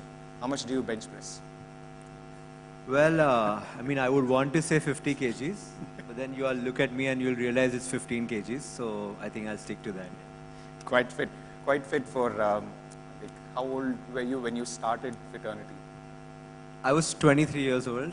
Wow. When we started Fiternity. I'm 32 right now. Nice. It's been quite a journey for you, right? I was one of we didn't talk about this, but I was one of the earliest rooters of Fiternity when you guys started off, because I had some vested interest in fitness way back when. And the growth is just phenomenal, right? In terms of whether it was the B2B model that you had built back then, or the interconnectedness that you built with the B2C component. Talk to us about your journey and how you're thinking about it in the context of where you are today. Sure, no, I think thanks for being an early supporter. Always appreciated. So I think, we started with Fiternity in early 2013, and maybe it was quite early in that space, right? I think 2-3 things really changed the game for us. So it was me and my co-founder Neha trying to identify what space we want to get into. And 2 things really hit us, right? One was that while you're contemplating, you're also a user at the same time, trying to use different services. And we realized that everyone's trying to book you a holiday, get you food, get you a cab. But when you really want to get fit, or when you want to kind of live a healthier lifestyle, there really wasn't any startup per se trying to impact that, right? So that was quite interesting, and we said that, hey, if this is our problem, this is a problem of a lot of people. How do we quantify that? So we said, okay, if you want to work out, what is the first thing you do? And the answer for us is that traditionally, as an Indian, if I think of working out, I'll either run or do yoga or I'll go to a gym. And gym is the most commercialized commodity there. So we did a very simple thing. We Googled gyms near me. And then we realized most of the gyms which I knew were present in my area were not available on Google. They didn't have a website. Half of them had broken links on Google Maps. So how does this work, right? I said, are more people searching like that? And then we looked at some metadata on Google and realized there were, and this is 2013, guys, 18 million unique searches on fitness near me as a keyword term. Wow. That just blew our mind. So 18 million unique folks are searching for fitness on Google in India every month, and 99% of gyms in India don't have a website. How does that equation work? Not very well, right? So that's when we started Fraternity with very simple point of view that let's help supply and demand be bridged together. If people are looking for gyms, that'll help them find gyms. And that even led us to thinking that gym is still a commodity which is a larger space. You walk through a street, you see a gym, right? But think about a dance class, think about a Zumba class, think about a yoga class tucked into a corner of a society. Except for word of mouth, there's no way, right? Or maybe you'll ask friends and family and they'll come with their own biased opinion because that's how it works. And there's no access. So I think that was what we were trying to build. We iterated over the last 6-7 years in terms of what we are really doing, moved from helping you find a gym to selling gym memberships and eventually selling our own subscription, which is a kind of amalgamation of multiple gyms, right? And that was the journey. One interesting part of it was the whole corporate wellness piece, right? So again, I can look at it as irony. One day we were just sitting with the metadata of all our users and just walking through the list, right? And then suddenly you see Jayam @Deloitte or Rupesh @PwC, and you're wondering, so many of your email IDs are corporate email IDs. And it was just a conversation that, we were having a friendly chat in office that if you're subscribing for a service, would you use your personal email ID or a corporate email ID? So it was a random conversation. And then we just realized if so many of our users are using corporate IDs, maybe there are more users who are even using personal IDs, means that a large segment of people who are finding gyms or want to work out are corporate employees. It was very simple. It was I think we just fell upon the gap there. There wasn't really too much thinking over there. And we said, okay, this is quite interesting, right? And we said, okay, if we look at a standard corporate in India or anywhere in the world, you have employees across all demographics, income levels, age groups, male, female, and so on. And fitness cannot be looked at for them in a linear manner. Like before we started doing anything, the common answer to fitness was go and get a Gold's Gym membership for all our employees or go get a Talwarkar membership. They may or may not even live in the place where those gyms are there. I don't mean any disrespect. Gold's Gym is a company that I manage now, but I'm just putting that out as an example. That's how it used to work, right? So we said, okay, let's create more of a solution that would cater to these corporates. We created something, we went to a bunch of folks.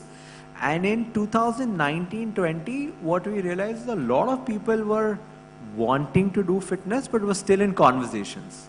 So I think what you said was very relevant as how the pandemic has been kind of an accelerator here. If you meet a senior leader in 2019, fitness is all up there, but it's still in conversation. I still want to do it, but am I ready to kind of cross the fence? Am I ready to pull the button? Maybe not, right?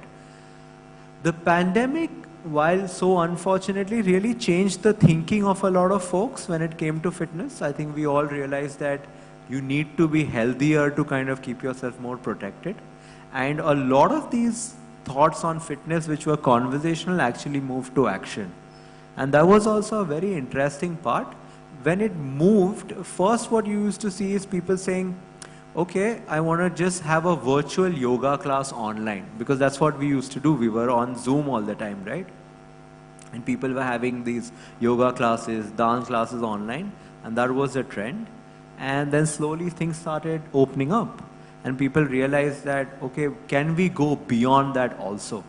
So I think that journey in itself from a corporate well-being point of view has evolved, from conversations to actions. It's evolved from buying a single gym chain membership to doing virtual classes to now doing everything and anything that fits the audience type. So it's been very interesting to see, yeah. Yeah, I mean, that journey is just phenomenal in terms of how, and I'll come to the question with this, right, is how corporates kind of started looking at this a lot more seriously. A simple use case is most of these large enterprises had these subscriptions with, let's say, Zella or Gold's Gym or whoever, and it used to be based on certain slots that an employee could go and avail. Now that went out of the window because in the context of a pandemic, you needed to try and get employees into maybe even a virtual setting, or a hybrid sort of a setting in physical and virtual. Now that also is kind of fading away, and now you're seeing a lot more footfalls in gyms. Now people are a lot more keen to take up not just your traditional gyms, but your CrossFit and your swimming and MMA and all of that, which is all powered by your platform. Now, you spoke about how HR leaders and corporates are now willing to, or giving more desk space, right, for fitness as a very, very critical benefit as part of their benefits portfolio. Yes. Is that something when, for example, when you talk to us as ekincare, and ekincare has a partnership with Fraternity, and it's a subscription-based model, so employees of your, if an organization is on board the ekincare platform, they get a certain price at which they can avail like 12,000 gyms across the country through Fraternity for a price that is listed outside. And that kind of varies right now. If a corporate wants to split that cost, they can do that at their discretion, and the rest is out of pocket. How much of this evolution has come to you as as one of the business heads at CureFit now, right? And from a Fraternity perspective, how did you kind of evolve this model? Yeah, I'll answer this in 3 ways, right? I think if you just look at the journey from a corporate leader point of view, I think through this journey, what folks have realized is that working out or fitness is solving for 3 gaps. One is that generally people do it together. As Rupesh said, things have moved from just going to the gym to now going to group classes also. And the whole word group means that you do it with folks, right? So we see a lot of employees coming together as a group and working out. So it solves for the camaraderie that you want to create, which is so important in the world which is hybrid at the moment, right? Second, it helps you kind of be fit, which is important, because whatever said and done, if you are fitter, your life is a tad bit better in terms of how you feel, right? And I think third, and going back to your point, because the world has moved from just going to the gym to swimming, ballet, Zumba, CrossFit, it's also fun. So it's fun, you do it in a group, and it keeps you fit. I think that's the 3 things that are working. And now when folks are looking at it, they're not only looking at it in the lens of, oh, this is just fitness and health, but a larger reason to kind of get people working together, right? Now, in the context of that, like I mentioned, we did an M&A with CureFit a while back. CureFit is one of the leading companies in the health space, right? So we could really expand our B2B offering. We went all the way from access to multiple gyms, to virtual classes, to access to swimming pools, and so on. And what we realized is that is kind of a product market fit, is specifically the variety that's on the table. So today, if you would find yourself in a meeting with maybe a corporate company, and their generally meetings are attended by 3-4 people on the other side, if I'll throw a simple question, do all of y'all go to the gym, or what do you do for fitness? Most probably 3 out of 4 answers are different. Because one shoe doesn't fit at all, right? Like age group, demographic, the type of person you are will define whether you want to play tennis or you want to go to the gym or you want to go to a CrossFit class. So enabling variety at that scale really enables you or empowers you as an employee to say, okay, I want to do this today, I want to do that tomorrow. My friend is going for a swimming class, let me join it. Or maybe for my wife, who's again a corporate employee, she would like to say that for me, fitness is just dance. And that is what fitness means for me, right? So the ability to kind of do that across the board is really empowering, and that, in my opinion, is very game changing when you look at the proposition altogether. So it's a combination of working out together, combination of fun, combination of health, and the lens of doing it across things that make sense to you as an individual, other than being force-fed that, oh, you know, my company has tied up with one gym, or there's a gym in my campus, and if I want to be fit, I need to carry my clothes and go to that gym. Those models, in my opinion, can also be further upgraded by something which allows larger access. Yeah, we have a team here, in marketing. One of their OKRs is to ensure that they, promote the fraternity subscription. Meaning to say that, hey, you have a phenomenal subscription-based model that ekincare is providing through our partnership to our customers, right? And the stickiness that comes is, and this is insights, right, is that there are a lot of these couples passes that get sold, in the sense, let's say a partner, two people who are partners would love to work out together. And then we also see these, seasonalities in how fitness gets subscribed. For example, sometime in around June, there was an uptick in terms of subscriptions. Sometime during the festive season, there's an uptick, or marriage season is another reason for people to go and get fitter, right? So where I'm going with this is, just think about it in the context of an individual's overall wellness, right? And I spoke about this earlier at the introduction of this session, and then we also discussed this during the course of this conversation today, was how wellness cannot be just about physical and mental, right? Now there's a lot of conversation around how we kind of stitch together physical, mental, financial, social wellness. But to your point, what you just mentioned was, when you're fitter, a lot of these things kind of tend to fall in place to a certain extent. You feel better, you're more productive, so you have a certain sense of belonging. There's so many things that are a give and take when it kind of gets structured around fitness as a silo. But when you kind of structure it all together, is there a model from a fitness perspective where you're thinking of this holistically, especially around financial wellness, because all of this kind of ties up?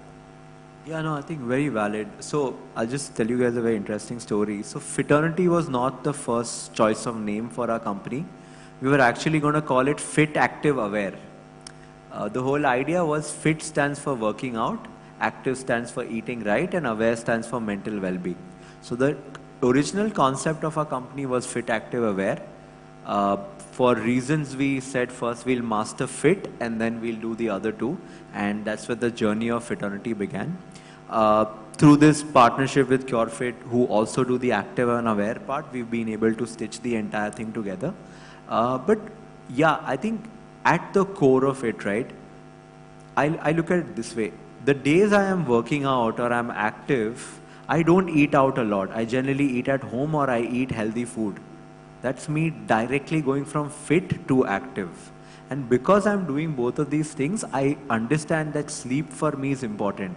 I understand that I cannot go to the gym or to a class with a really foul mood, right? And the fact that fitness impacts my mood exponentially. So while we may think of it that way or not think of it, somewhere as individuals, it's all linked up. Working out is directly deriving food and well-being in a very large manner. And a lot of folks are actively having that conversation and actively trying to do something from that regard. So strongly believe that the subscription or the solution for any employee has to be holistic, because as soon as you enter the funnel through fit, active or aware, you're going to need the other two, directly or indirectly. So providing it upfront is very important. There have been also so many other interesting applications. We work with one of the top insurance companies in India who says that if you work out more, you are, you are a healthier individual, and that warranties some kind of better premium success on your insurance piece, which makes sense, and that's happening globally also. So fitness has a derivative on a lot of derivatives on the wellness side, but I would say also there are derivatives on the financial side, which we as an industry in India have not unlocked, but will unlock in the larger long term. Yeah, and just as a context, I don't know how many of you had this, one of these demo experiences. So if you see this hedge points, so it literally works around the concept of us rewarding, the people on our platform who are performing a physical activity with a certain number of hedge points, which essentially translates to a monetary value. And that monetary value comes back onto your wallet, which you can redeem to, again, it's a whole cycle. You can redeem it to buy products which are prescribed and non-prescribed.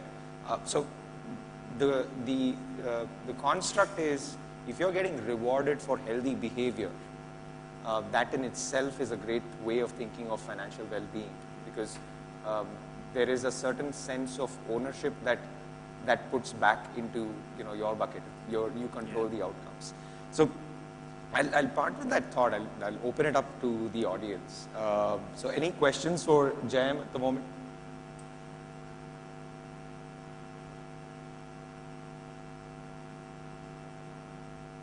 There's one from Vasant. There you go.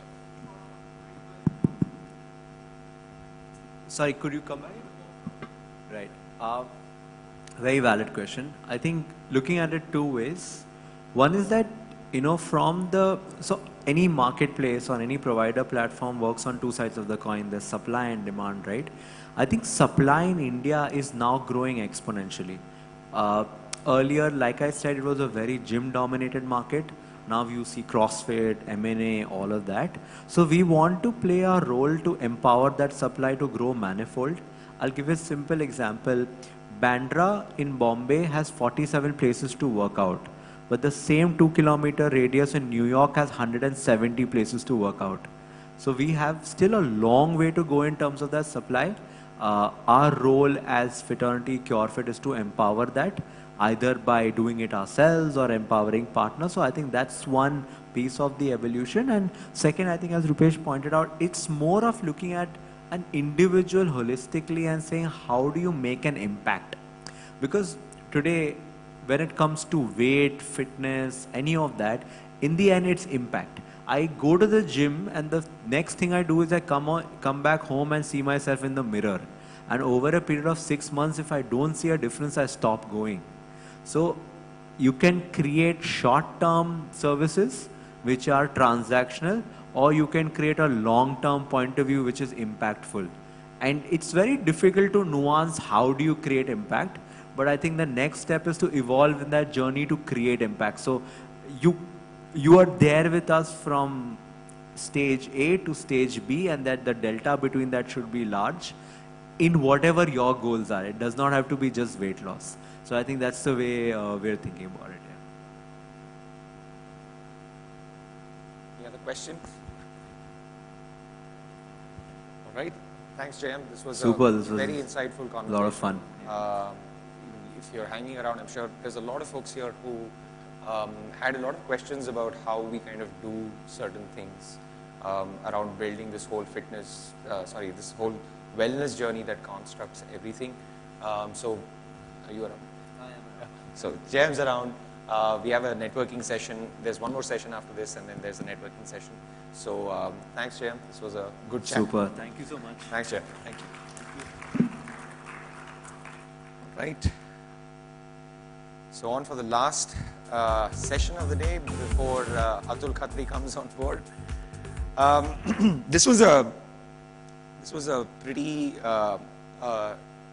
tough construct of a panel discussion that we kind of thought through, and it's very timely because I'm sure everyone here is aware of one of the biggest buzzwords that happened just after COVID, which was the Great Resignation, now also called the Great Exit.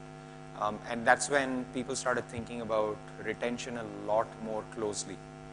Now, in the context of retention now, health benefits is being pegged as a way to retain great talent. But when you think about retention as an isolated concept to benefits, that's a question that the panelists that who are going to come on board, who are going to delve a little more deeper around that topic. So let me introduce Kiran Kalakuntla, moderator for this panel, and the panelists include Dr. Rajesh Manik Sarkar, Mr. Rajesh Manik Sarkar from Deloitte, who is a director of talent and a board member, Mr. Srinivas Vedular, director total rewards at Micron, and Mr. Satish Mohapatra, VP and head of HR at Siemens. So please join us on stage.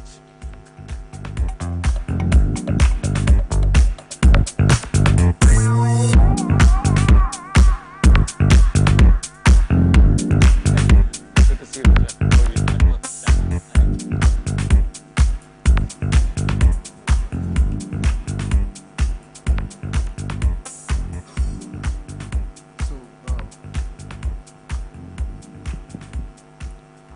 So Rupesh told me, since I started the session with the keynote, I need to end with a very intellectual discussion around wellness before opening it up to Khatri, Mr. Khatri. So to the esteemed panel, right? So the topic is as Rupesh mentioned, the new trend is the new normal, right? And to everybody, one, what is your definition of, what is your company's definition of a well-being, right? And how does it, how are you using it as an instrument, right, to enable the new normal? Anybody can start. Thank you. I think that's a great question to start. And all this that we do are the end results, but behind this, the purpose of the company really counts. And if I talk about Siemens, which is known basically to be a caring company, and therein smart infrastructure is the business where I handle. Our business philosophy is basically creating environments that care. When that is your business purpose, then ultimately it has to reflect the way you handle your internal customers as well. And there, if you ask me the meaning of well-being, well, I mean, while this topic thankfully has gathered momentum after the pandemic, but we have been doing quite a lot even before, because we always put a lot of emphasis or a lot of value to human life at work, number one. And number two is the purpose of well-being, or the meaning of well-being for us, is to basically create a safety net through which employees can take care of themselves.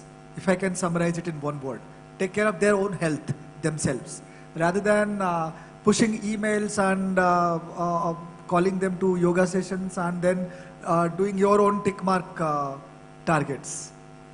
So that's all. So your definition, or Siemens' definition of well-being, is let the onus be on the employees to define what is well-being for them, and No, not exactly that. What I meant is, through calibrated, structured, targeted interventional programs and communication, create a level of awareness through which, beyond a point in time, employees are able to manage their own health themselves.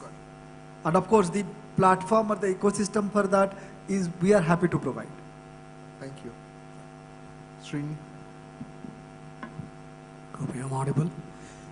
I think this pandemic actually helped us to transform our mindset. We started being more empathetic.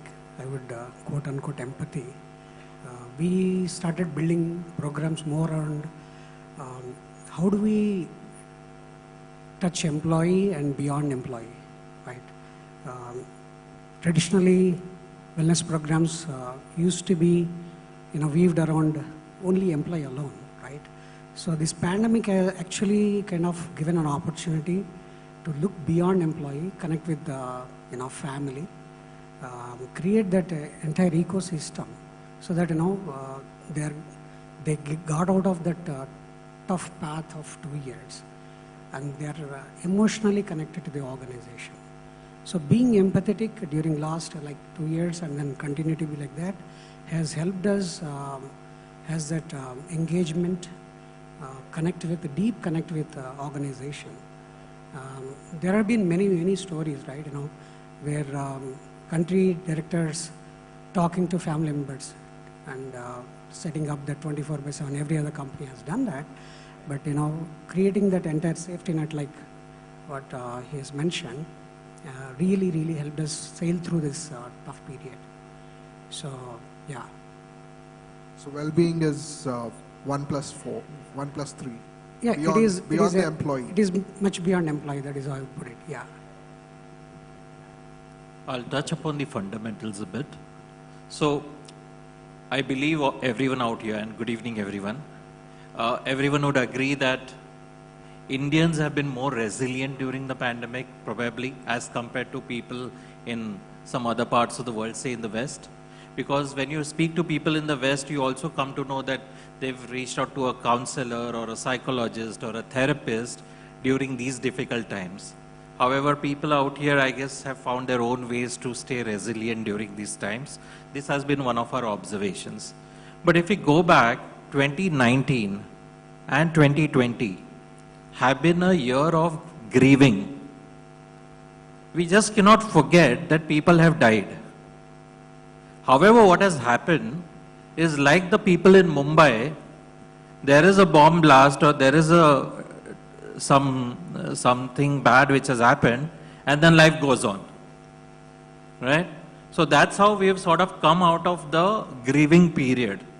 So before we get into this subject of well-being, what is fundamental, not just for me as a HR professional, but also for Deloitte as an organization, both in India and globally, is to look at the concept of employee value proposition as a mother statement. That if an employee has to look at organization, any organization, say, so I'm just keeping it open for every one of you, since we want to have some takeaway from all of these sessions. So if any employee wants to join your organization, the simple question that a person has is, what is in it for me? And this particular W, which is what is in it for me, is what organization should define in the form of employee value proposition. Now, most organizations either don't have a value proposition, an employee value proposition EVP. Some who have it could have become outdated. And the ones who have it or ones who don't have it, or the ones who have it outdated, now everybody has to recreate it in the new normal. Okay? So that's my first take on that. Second comes this tussle between wellness and well-being. And I must tell you and congratulate you that you really picked up the fundamental word, which is well-being. See, well-being is at the top. Wellness is a subset of well-being, right? Who thinks about well-being? Maybe parents, maybe grandparents. Beyond people in the family, who really thinks about any one of your well-being? Maybe a boyfriend, girlfriend. So, I would say well-being is the mother statement. If an organization can create a value proposition around that, then it can really change. And I think any one of you can do it for your organization. Meaning, if I'm currently working for Deloitte for 7 years, tomorrow if I were to work in some other company and somebody tells me what would be the EVP, maybe I'll say, if you have the appetite, we will say, let our EVP be that there will be exceptional life for our people. Meaning, if you work for my company, there is exceptional life. Then the chairman would say, what are you saying here? Do we have a budget to give exceptional life to people? Then I'll say, okay, not exceptional life, then exceptional work life. You bring a subset of the life. If not an exceptional work life, then you say employee experience, exceptional employee experience. You'll say, no, I don't have appetite for that. Then we'll say that, okay, then maybe say, if you're working with Deloitte, there is growth. If you're working for ekincare, there's innovation for you. If you're working for some other company, there is learning for you. So then you create a EVP which can sort of relate. So I'm saying this wellness and well-being is another topic. And I think as an organization, as an HR professional, Deloitte has done a lot, but there's a lot on our shoulders to do here. And in wellness, I would say, so as I said, wellness is a subset of well-being. And within wellness, there's financial wellness and there is health wellness. Now, everybody is focusing on health wellness. But don't we also know that if the financial wellness is also taken care of, a lot of this health wellness will never arise, right? So I covered 2 Ws. One was what is in it for me, under which I covered EVP. The second one I covered is about the well-being and the wellness. And the last one, which I'll just pick up for this topic, is I would say that the whole concept of work, worker and workplace, one needs to reimagine now, okay? Earlier, worker used to go to the workplace and do the work. Now, the work has come to the worker during the pandemic.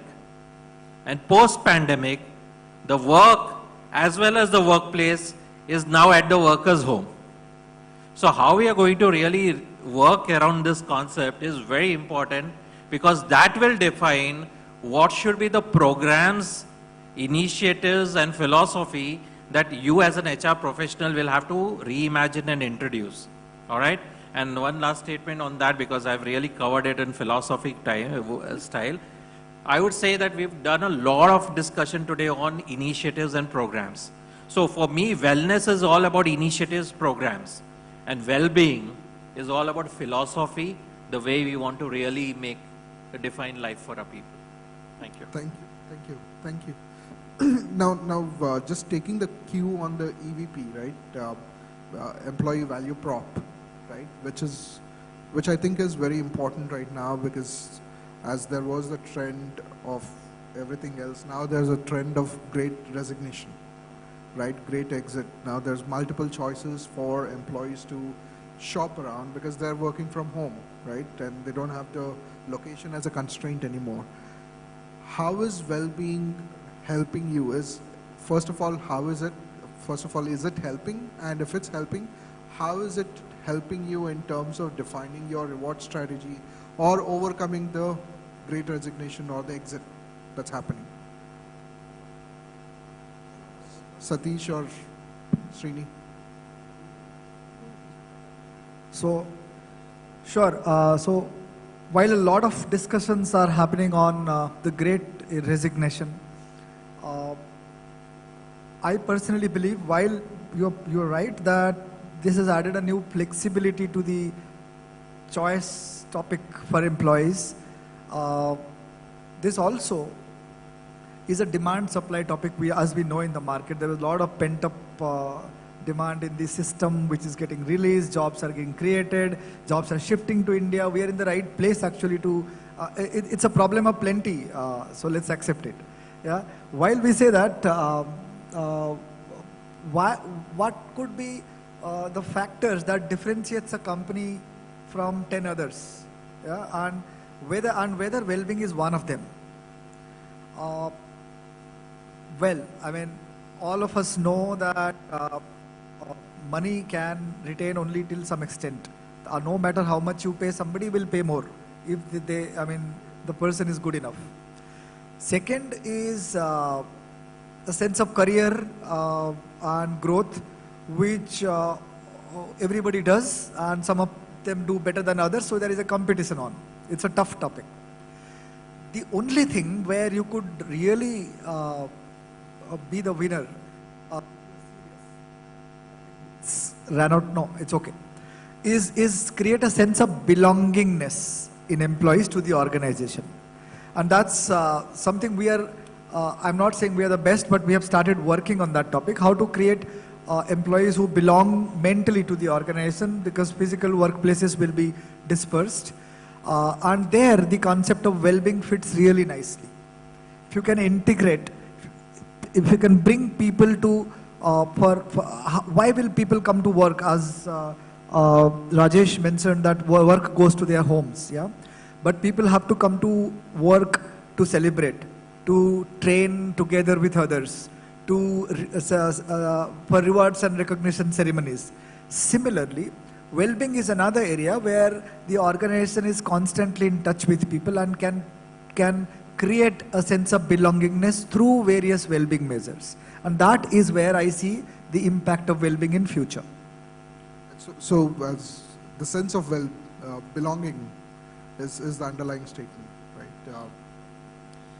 So, I mean, for us, like any other company, we have gone through that attrition right after the COVID-2 version was over. But what I don't say only wellness has helped us or well-being programs have helped us. They attribute to some extent. But the trust what we built over the last 3 years through various interventions and right after COVID also, like example, during COVID, we supplied meals to almost every employee and the family members who had who affected with COVID. We supplied meals for them because we know that at that point in time it was almost like a curfew situation, and we continued that until this January. So essentially, the consistency in a way you offer the support, building the trust, they have helped us on top of what all the other reward programs you have, right? This actually built a lot of trust in the leadership, trust in the organization, that this is the company that I work for, they care about me and my family, right? So that helped us to probably, fight the attrition to a greater extent. We ended up like probably low double digit as compared to the industry, which was pretty phenomenal at that point in time. So, and well-being that included various wellness interventions and some of the things like, we introduced something called Eat Well. So at workplace, we started introducing a lot of nutritious food at no cost. You have breakfast to lunch to snacks. So, and apart from that, you run a lot of wellness interventions. So it's a holistic value within well-being that helped us to build and sustain. I would attribute definitely well-being as a part of your retention factor, but not that would not alone help you to do that. Yeah. So one thing I've heard, especially during the pandemic and post-pandemic, from leaders like all of you here, right? So the same leaders I was talking to pre-pandemic, right? So we've grown phenomenally during, but we've grown during the pandemic, right? From 150, 170 companies to 400 companies. The underlying statement was what Satish mentioned, right? Which is, prior to pandemic, they used to do a lot of other initiatives, right? Engagement was critical, right? That was the mantra, right? How do I engage my employees? How do I make them part of the belonging to the company and all of that? But during the pandemic and the post-pandemic, what they realized is health is one area where they can engage employees through a health benefit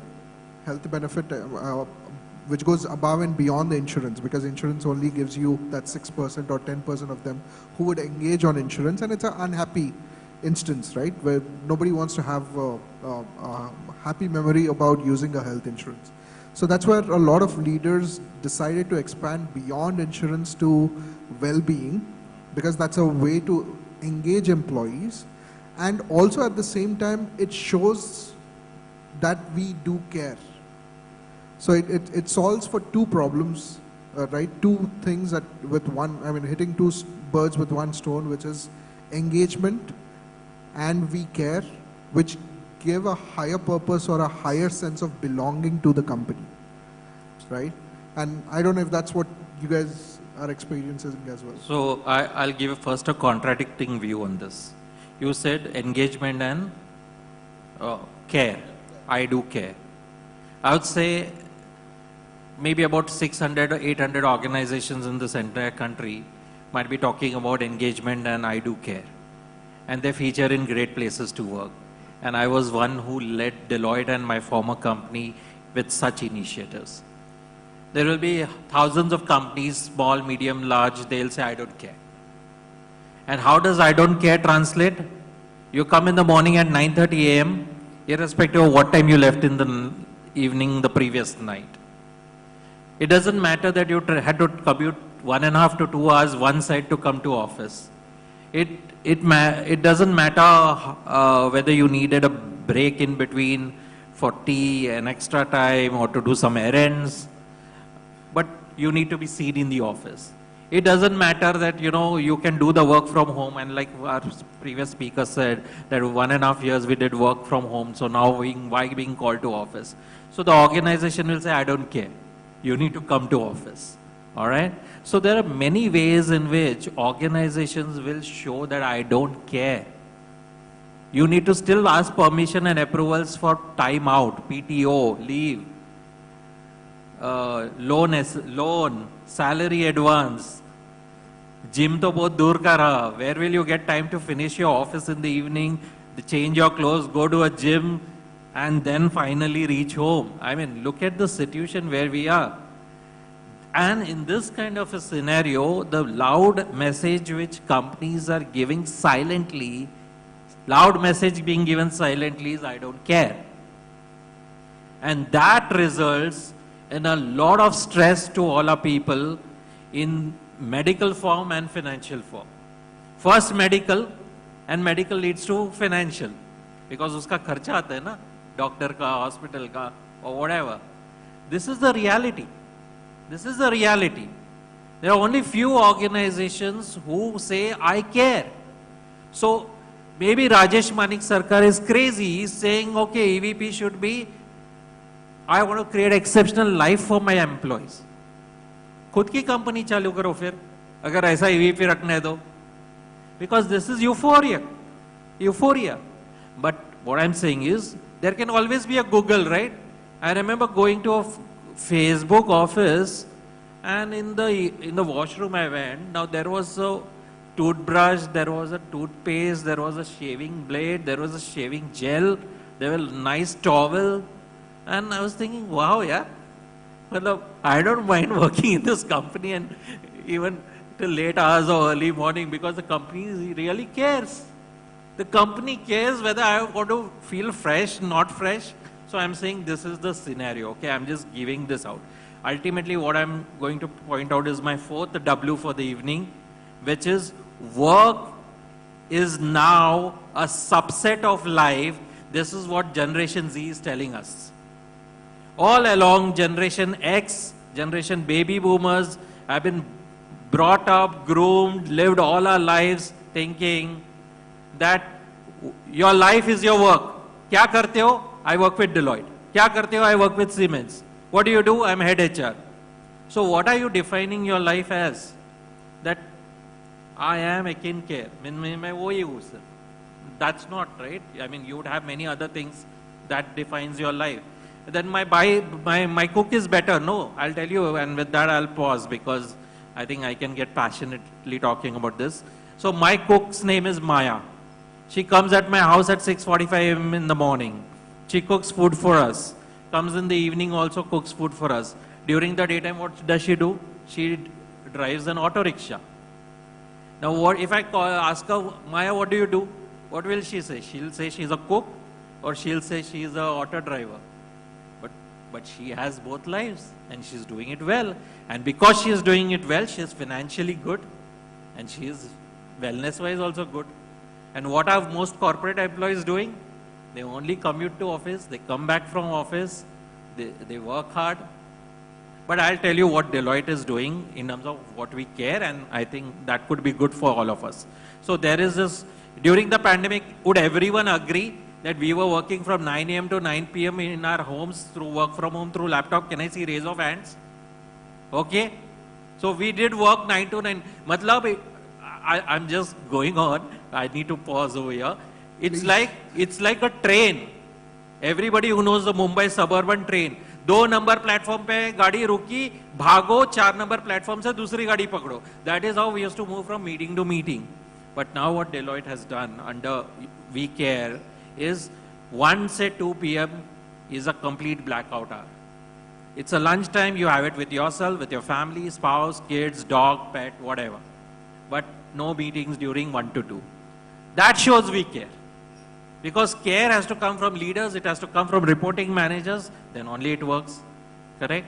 No meetings on alternate Fridays. So look good. So a meeting free Friday.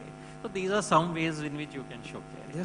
I'll just take only a few seconds because the last point is very important, right? Leadership should drive this, right? And they should walk the talk. Sanjay, who is our global CEO, during pandemic, you have all these tools where the Microsoft tool tell you how much time you have spent through your meetings, etc. So we have seen a trend during COVID time. There was no gap between one meeting to other. So organization-wide, it's been a norm now that your meetings would not start, let's say, at 1 o'clock. All meetings will start at 1:05 or 12:35, so that you get that breathing gap between the last meeting and the next. Similarly, we experimented with, we piloted with few groups, not having any meetings on 4th Friday. It is essentially you are trying to create that gap so that you can breathe in, you can refresh, you can think differently, right? And not like Rajesh mentioned that you are just going in a train and then there is no breathing time. So maybe such interventions and driven by the top leadership can set the example for the rest of the organization. So going back to what Rajesh you mentioned, thanks Srini. I think we are very lucky. Rajesh mentioned there's only 600 companies. We have 500 companies who are showing us they care. So I don't know what we'll do after next year if we acquire these 100 more companies. But we believe the universe is changing now. We believe there's, according to us, according to our research, there's, if you take large enterprises, there's 6,000 companies who are actually spending on employee health above insurance, right? This is above 5,000, 2,000 employee companies I'm talking about, 3,000.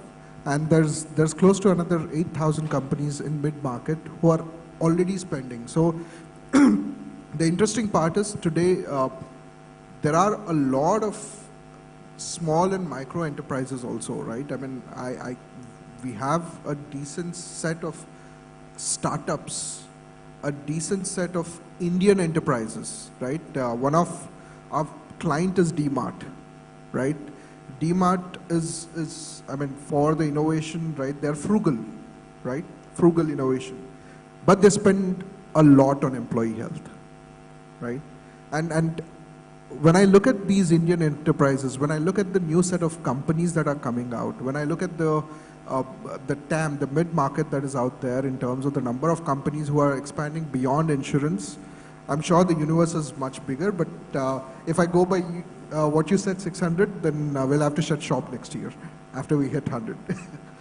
and the other thing, what Srini mentioned, right, which has to flow from top, right, to say we care.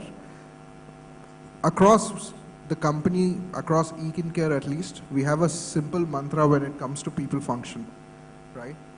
Treat everybody the way you want to be treated. Treat my team the way I want to be treated. I've been an employee in another company in my past life, right? I knew what I was moaning about. I knew what I didn't like about. So same with my two other co-founders. So when we approach with that philosophy, right, there's tons. I mean, everything that you mentioned, right, we are able to do that at a startup, right, and growing at that pace, right. With that, moving on to the next topic, I mean, more importantly, Siemens as I mean, from a healthcare innovation, right, it's a known name. Data, I'm sure Siemens has been picking on data way before, even several companies, right? How do you see data insights as I mean, how does it play as part of building a well-being strategy?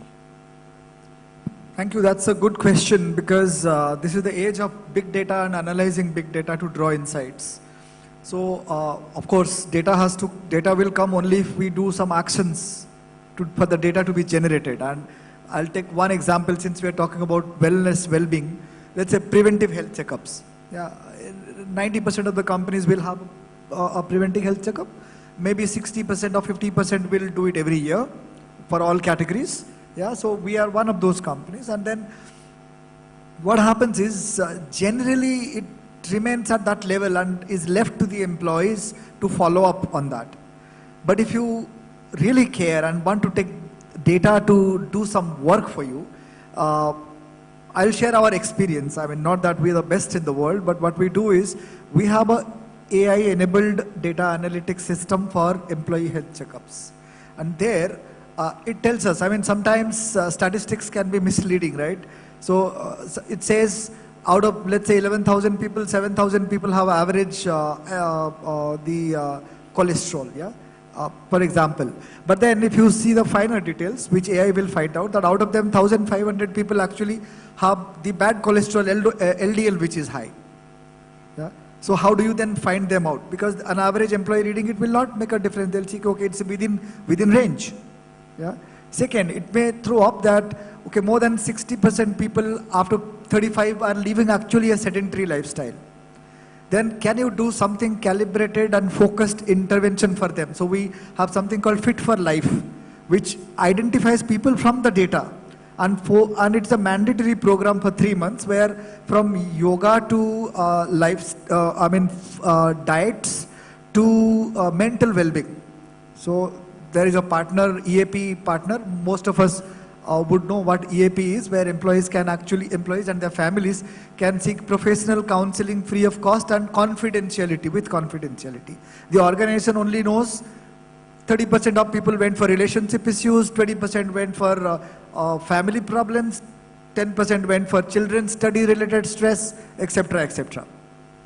So a combination of these three then tackles those cases where either they will become pre-diabetic due to stress, or then they will get into some other risk in life, yeah, who are living a sedentary lifestyle. Second, the analysis of data can also, use of technology is also equally important. And I'll give a couple of examples. Not out of this world, but again, what we are actually doing. So, number one is during the pandemic, we found that organizations struggle to actually connect to people and find out how they are. The next step is finding a hospital bed, which was even impossible. So we had, even when the first wave had not picked, very early stage, we created a mobile app, health and travel app. So where every day I have to answer 3 questions, 5 questions, 7 questions. Questions change with time and duration of the pandemic. And then it gives you a green donut or a red donut or an amber donut. And if it's a red donut, for the next 7 days, the healthcare, there is a central team who actually calls me every day to find out how I'm doing, what precautions I should take. So tackle COVID before COVID actually happens. It helped us a lot. Second, another example could be, now travel and all that employees have to avoid. So obviously create a app for them and hire a service. And that's what I'll advise everyone, to have doctors consultation remotely. These days there are many service providers. That really has worked well for us. We have a system where up to 6 family members 24/7 can access in 23 specialties from home. And that's working. Last but not the least is something that we call, I told you about Fit for Life, I told you about the mobile app, and yes, so we actually also created, it's not an in-house app, but a service on the concept of nudge. So where, suppose me and Rajesh have a common goal to shed certain kgs of weight, or he has a different goal, but one of the habits in that goal is common. That is to have a fruit at 11 o'clock in the morning. So the app tells me who in my floor or in my department has the same goal, so that either I can nudge him if he's in a meeting, or he can nudge me to follow up on that. So these are some of these small but effective ways to use technology and data for the greater to tackle the greater topic of well-being, that ultimately I still reiterate creates a sense of connectedness, being cared for, and these things are at the end of the day are what makes your attrition looks better than your competitors. So Satish, one quick follow-up question, right? I mean, great initiatives across, across the company, but all this data is in silos, right? Because there's multiple vendors working on it, and healthcare is a relative model, right? I give a classic example saying a 36-year-old with a family history of diabetes who's taking 5,000 steps and smoking versus somebody who's taking 10,000 steps and smoking, right? It's a different journey altogether, right? So with all this data in multiple silos, right, how are you stitching it all together to look at it from a holistic insights point of view? It's one of the challenges for sure. I would be honest to admit it is not something that we have mastered yet. But yes, what we have outsourced as data are a small part of what we do in-house. Yeah? And that's why we are one of the few organizations who have real doctors on our payrolls in every location. And there is a health management team, support staff who have expertise in related areas, who handle data, who do these analyses, who send reminders to people, reminders go to managers. So a major portion gets handled in-house. Some topics which are emerging, like I gave you the Nudge app example, those we outsource, but they are basically on the periphery, but the core has to be inside, and that's a very nice point you brought in, because data, and unless you find a system that can handle your data, you are only reactive and not proactive. So at across the companies where we have implemented, right, today on an average per person, right, apart from health checkup information, we collect at least 50 to 60 data points per person per annum. So this is what we call, so we break down the data into two parts, above the skin and below the skin, right? Below the skin is the health check information, right, which gives you the cholesterol, LDL, HDL, relativity, if there's a comorbidity, and how it, above the skin is activity, right, their nudges, are they really acting on those nudges, right? How far in that nudge journey are they, right? And how did their biomarkers change based on those nudges, right? So data is important, but having that relativity model, I believe, is important. I don't know how your organizations are dealing with it. With population insights, right? Again, population insights is a very mature model in the US, outside India. No, I would say we are not there yet, right? And a prior experience of me where we had a 4-year transformational journey on health quotient movement. Essentially, we created a baseline like through HRAs and then biometrics of employee base. And then we said, okay, this is point A, now our target is to point B. But we set the target of 4 years. Because one, it is not an immediate outcome, right? You have to have a lot of interventions, you have to understand a lot of demographical information, insurance data, claims data, and then you have EAP, right? What kind of psychological issues people are going for, and biometric, of course. So stitching all this data together was extremely difficult, like 6-7 years back. We started this journey in 2014. We kind of looked at it in 2018, where we started and where we are. And we took 3 important pillars where we wanted to move up move the needle. And what has been the outcome of that is whether claim ratios have come down, your health quotient has gone up, your premium rates were under control. Actually, our premiums have come down. When average, claim ratios were about 115 to 120 between 2014 to 2018. We had a transformational journey. It was a great success. But what we had lacked was solid technology or tool that can actually collect this information and then read and understand much more effectively. We took a lot of time because we had to connect a lot of partners and information. So I wish we had that tool 6-7 years back, but I think probably these kind of solutions would certainly help. Yeah. I would say ABCD is what I'm looking for. Organizations will have to draw a lot of awareness, both on the health and fitness, wellness side and on the financial wellness side. More awareness, people will be able to take better decisions. Like for example, medical insurance. So many times employees don't cover parental insurance or in-laws insurance only because the premium has to be paid by the employee. But I guess that has also undergone a change during the pandemic. And now people are realizing that those 30,000-40,000 are better than the lakhs that they have to spend later on. But awareness goes in a, it's a large spectrum to work on. The second one is obviously the behaviors. If the leadership and the reporting managers' behaviors are not going to be facilitative, then stress will come in.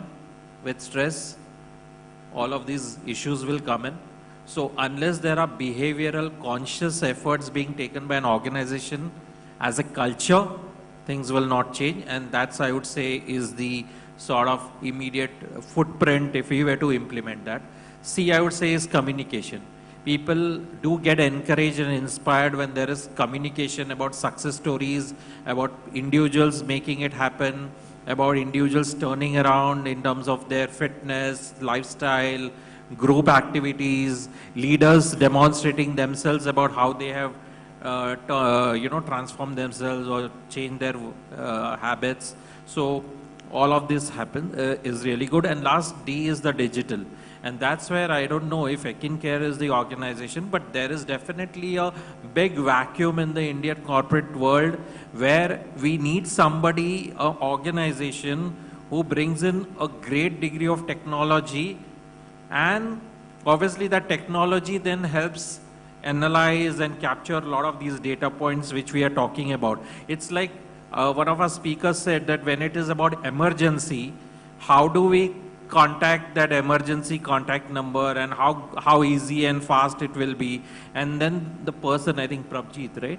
He mentioned that soon we will see a time when machine will give the indication to another machine about the emergency. So we need something to give message through to our digital system that, this is how I am living my life. Then only probably things will change. And that's why I guess a lot of people today wear wearables and digital watches, and a lot of those data points are getting collected. But I think sometime back our Google CEO was asked that if I move from this position to that position, does the Google really monitor that? And then he said, no, but it all depends on what app you're using and what services that you're using on Google. They do. Right? They do. Monitor. So if there is a digital technology which can help understand how we live, then probably the digital technology will become an assistance for us to have a little better healthy living. Absolutely. I mean, so one of the early things, I mean, if you heard my other co-founder Srikanth, right? One of the early things that we solved is for data. One of the early things, we have a patent in terms of how we are structuring it. DataSense is a product that is actually summarizing all of this. And I started this entire day, right, as a keynote saying what cannot be measured cannot be improved, right?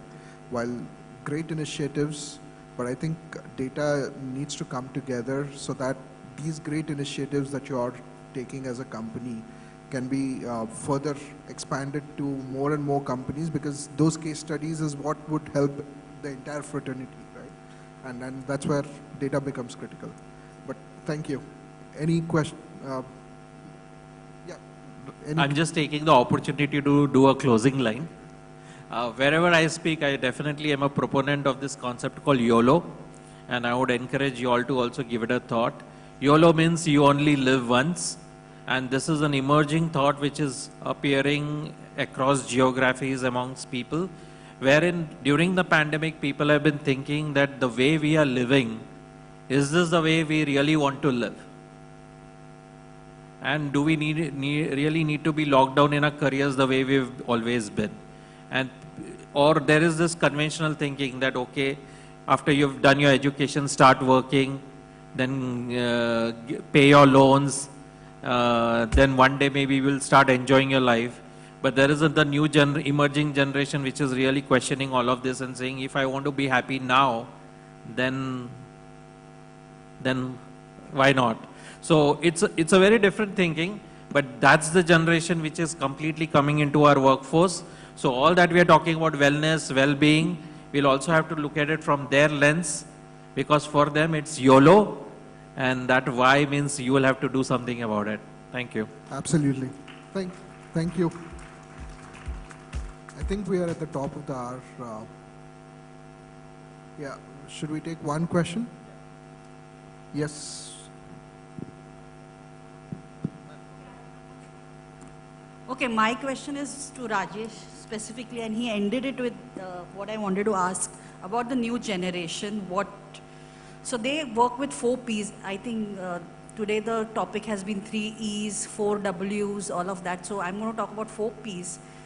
Passion, pride, purpose, and pay are the 4 things that the new generation brings to us, which is a challenge which is thrown to us as HR practitioners. And that is what the new generation wants. How do you see that fitting into this entire spectrum of wellness and well-being? This is a 5th P, philosophical question. Okay. So, my boss says, if it's a good question, I'll answer. If it's an outstanding question, I'll give it to someone else. But in the interest of time, what I'll say, I'll not answer it this way, I'll answer it differently. This generation is a purpose-driven generation. This generation is a digital generation. Okay? This generation is the now generation. Now generation means what? If I want to call up my boyfriend, I want to call him now. Where, oh, aisa nahi ki, I can't chat now, I can't speak now. That's the generation X. Okay? It's the now generation. So in this now generation, we'll have to really see how we need to handle our workforce.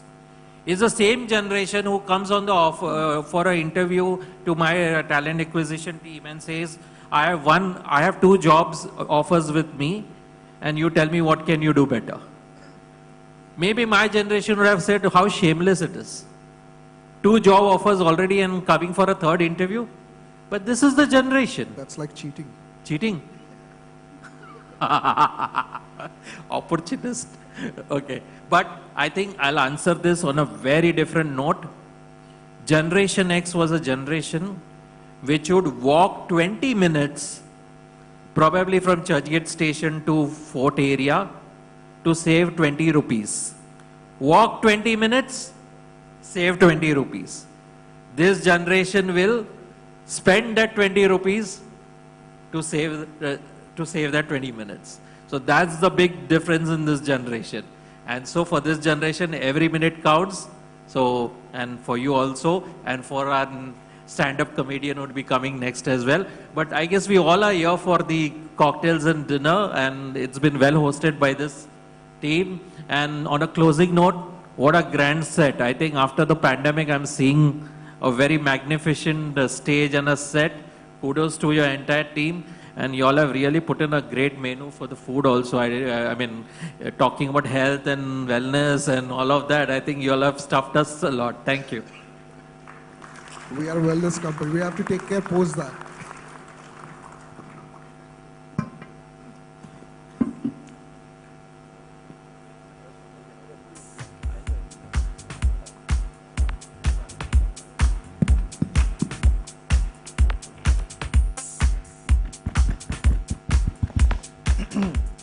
Thanks, everyone. It was pretty lengthy, but good set of conversations. Thank you all. It's been a long evening, and I think a lot of us have been waiting for this. Without further ado, ladies and gentlemen, let me introduce our stand-up act for this evening.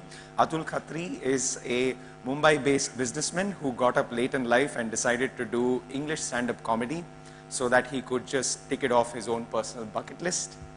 An Indian computer engineer and a British management scholar who always orders soup 1 by 2, even when he is eating alone. CNN IBN recently rated him as one of the top 20 comedians in India to watch out for. He recently won CEO's Got Talent trophy competing against 11 other CEOs. His first comedy special was featured on Netflix in 2019 as part of a global series featuring top 47 comedians from all over the world. A lot of prime numbers there for Netflix. Please put your hands together and welcome on stage Atul Khatri.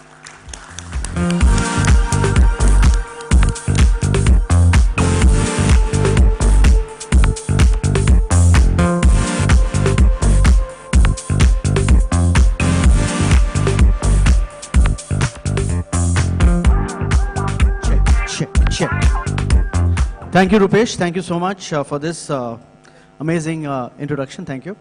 So are you guys ready for some comedy? Yeah? Amazing. Only 3 people ready for comedy. Are you guys ready for comedy, guys? Make some noise. So how many of you have watched live stand-up comedy before? Make some noise.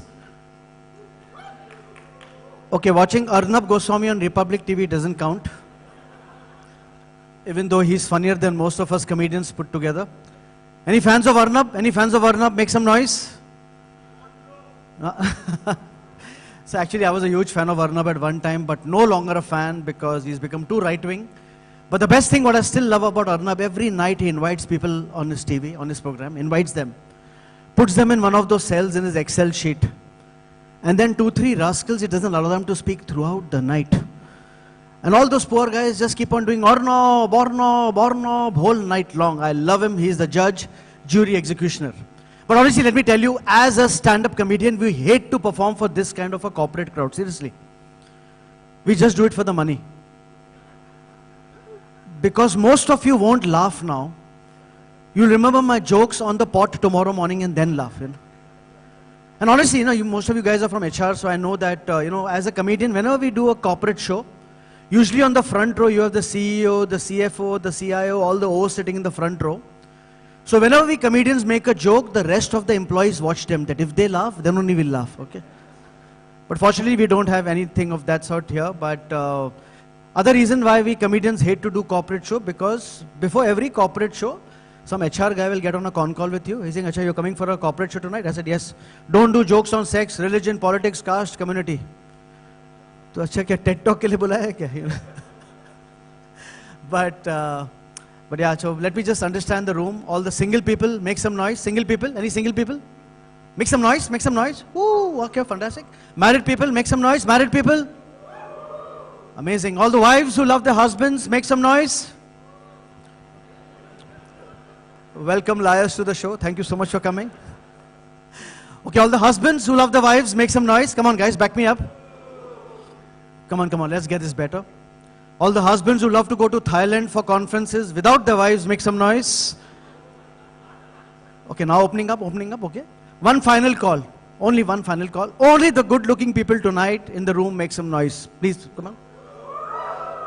Amazing, some of you are so bloody optimistic. I can see all. But let me introduce myself. My name is Atul Khatri and I am 54 years old. Usually I get a clap over here. Come on, please clap. Yeah, please.